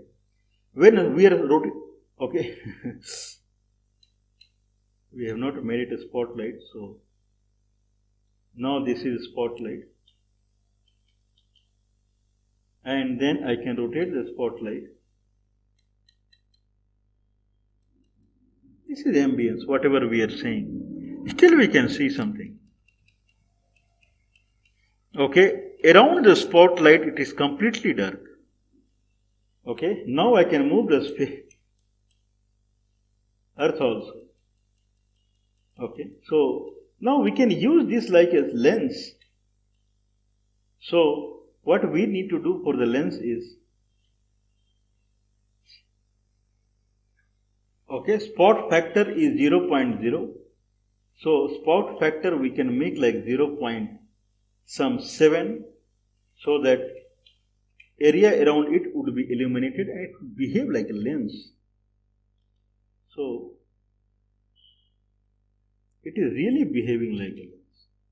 Okay, area around it is also illuminated, but that is the kind of what we see. There are colors. Can we see 3 colors? This is one, then one more ring. Okay, so one is kind of diffuse, outer ring is diffuse, and then inner ring is specular. So that much is there. Okay, or outermost ring is ambient and then it is diffuse.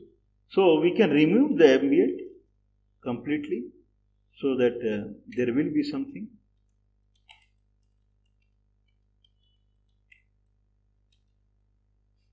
Okay, so these two add to ambience. So I can remove the ambience, or I'll just copy it before removing. I believe one copy is enough, and then I can just remove this fellow, ambience, because anyway we are adding it. Now we can try.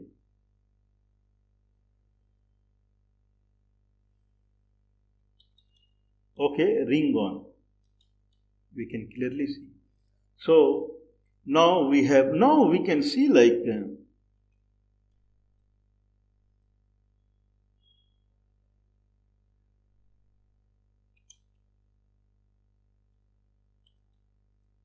okay. So I was trying to bring the sphere near, and in that way light cone become kind of severe. Okay. So what is the advantage of this? Now I can kind of move it. See, if someone can highlight a particular area, even though others are visible, but we can highlight a particular area this way.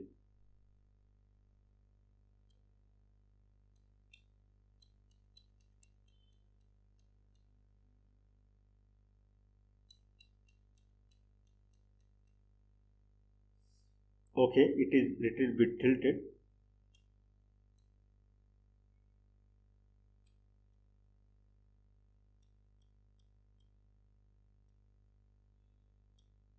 Okay, so okay, it is highlighting some area. So that is the class that we can see through spotlight. So we covered the spotlight. Quickly we'll see the analogy of the spotlight.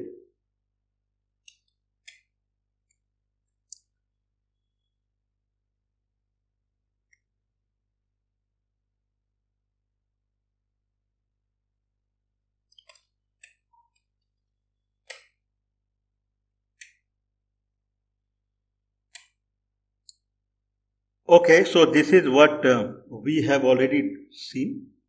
So how a spotlight comes into the picture. So this is this. So this is I and this is light source. I believe it is visible.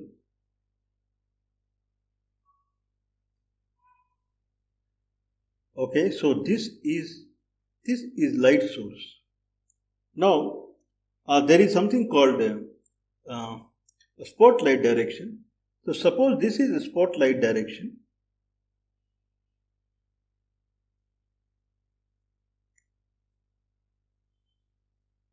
Okay, so this is a spotlight direction.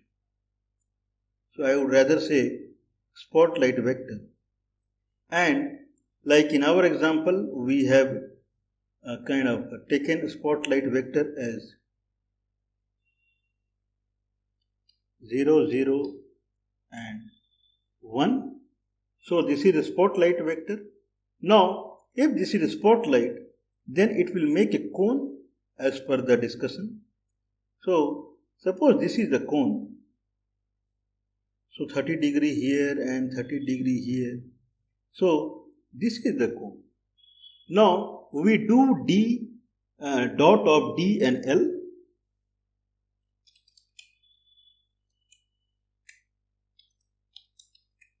Okay, dot of D, L and L.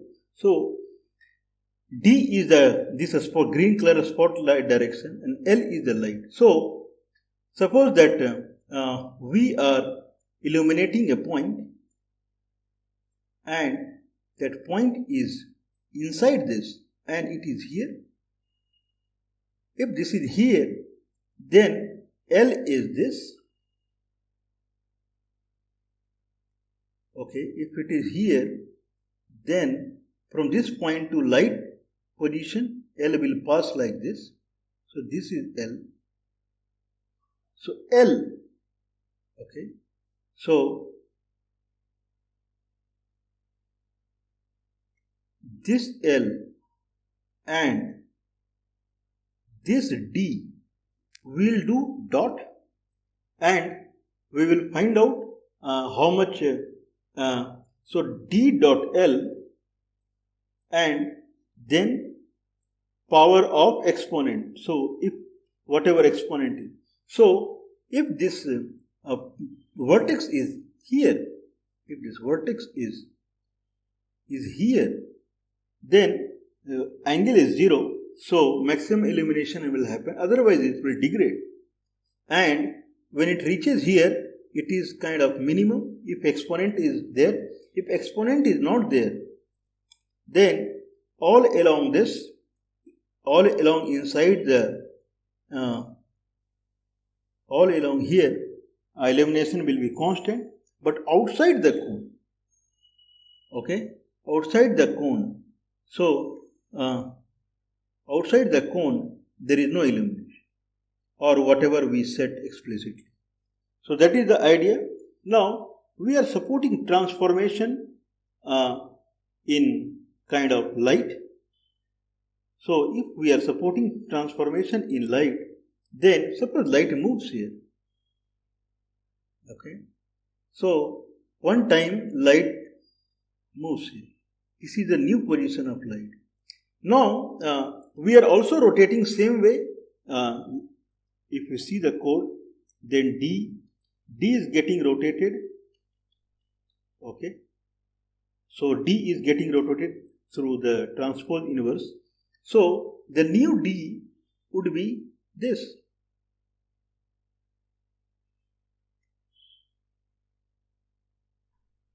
Okay, so new D as per the rotation, new D would be this. If this is new D, and now, so it will make a cone as per its habit. It will make a cone from here. Now same fundamental will apply. Now I want to eliminate a point that is here. Then in that case, the light vector L would be this from this point. So this is new light vector L.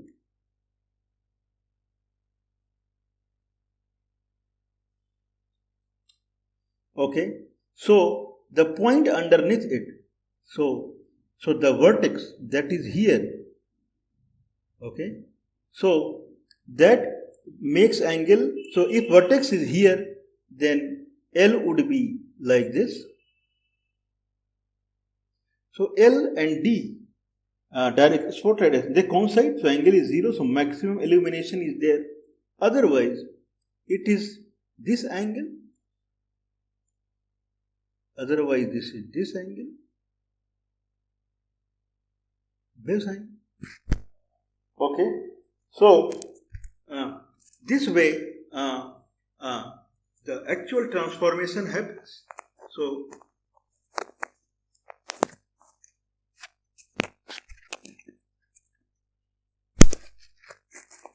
okay, so that is the scenario. So we keep moving the light, and D, that is the spot direction, also move, and cone also moves, and then we start doing D and L. So that is the idea.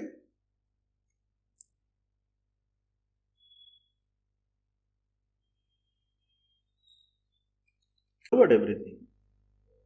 So this is what we were seeing, and this is without exponent, everything is visible, and these are with exponents.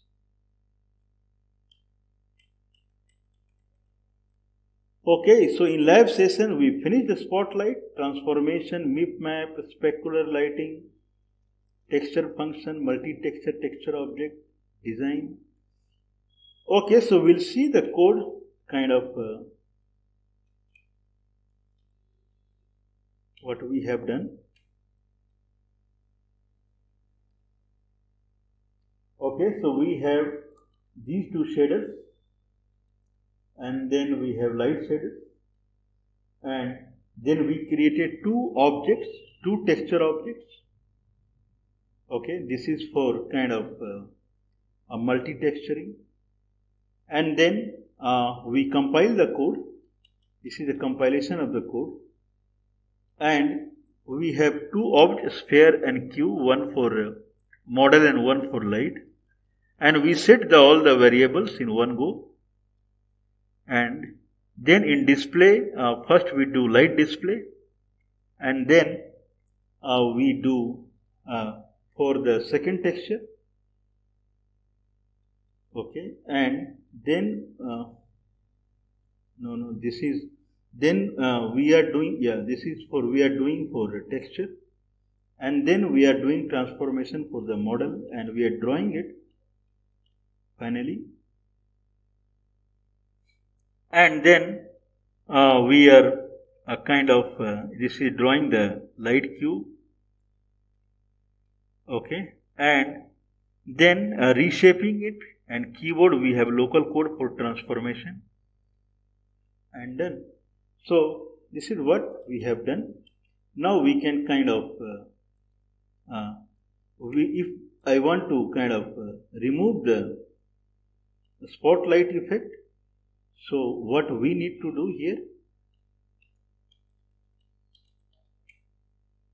okay, so spot factor, Okay, so spot factor we can make it. If that is the case, so to remove this, I believe we can just remove it. So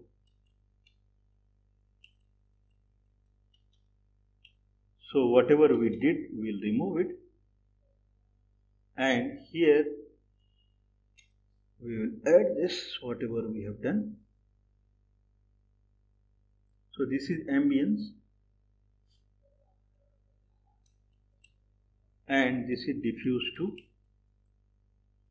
and then we can just remove it. Let's see, it should compile. The spot factor we can just remove it.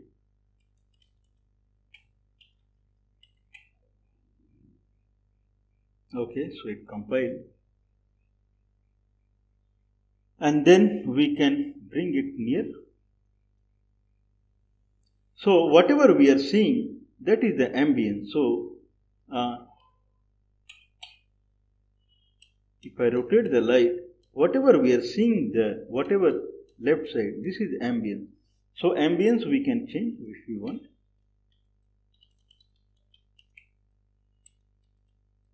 So it is right now where ambience is blue. We can make it kind of yellow. Generally people make it white. So it should. Okay, so ambience is, I believe it is visible that it is really yellow. So ambience is yellowish.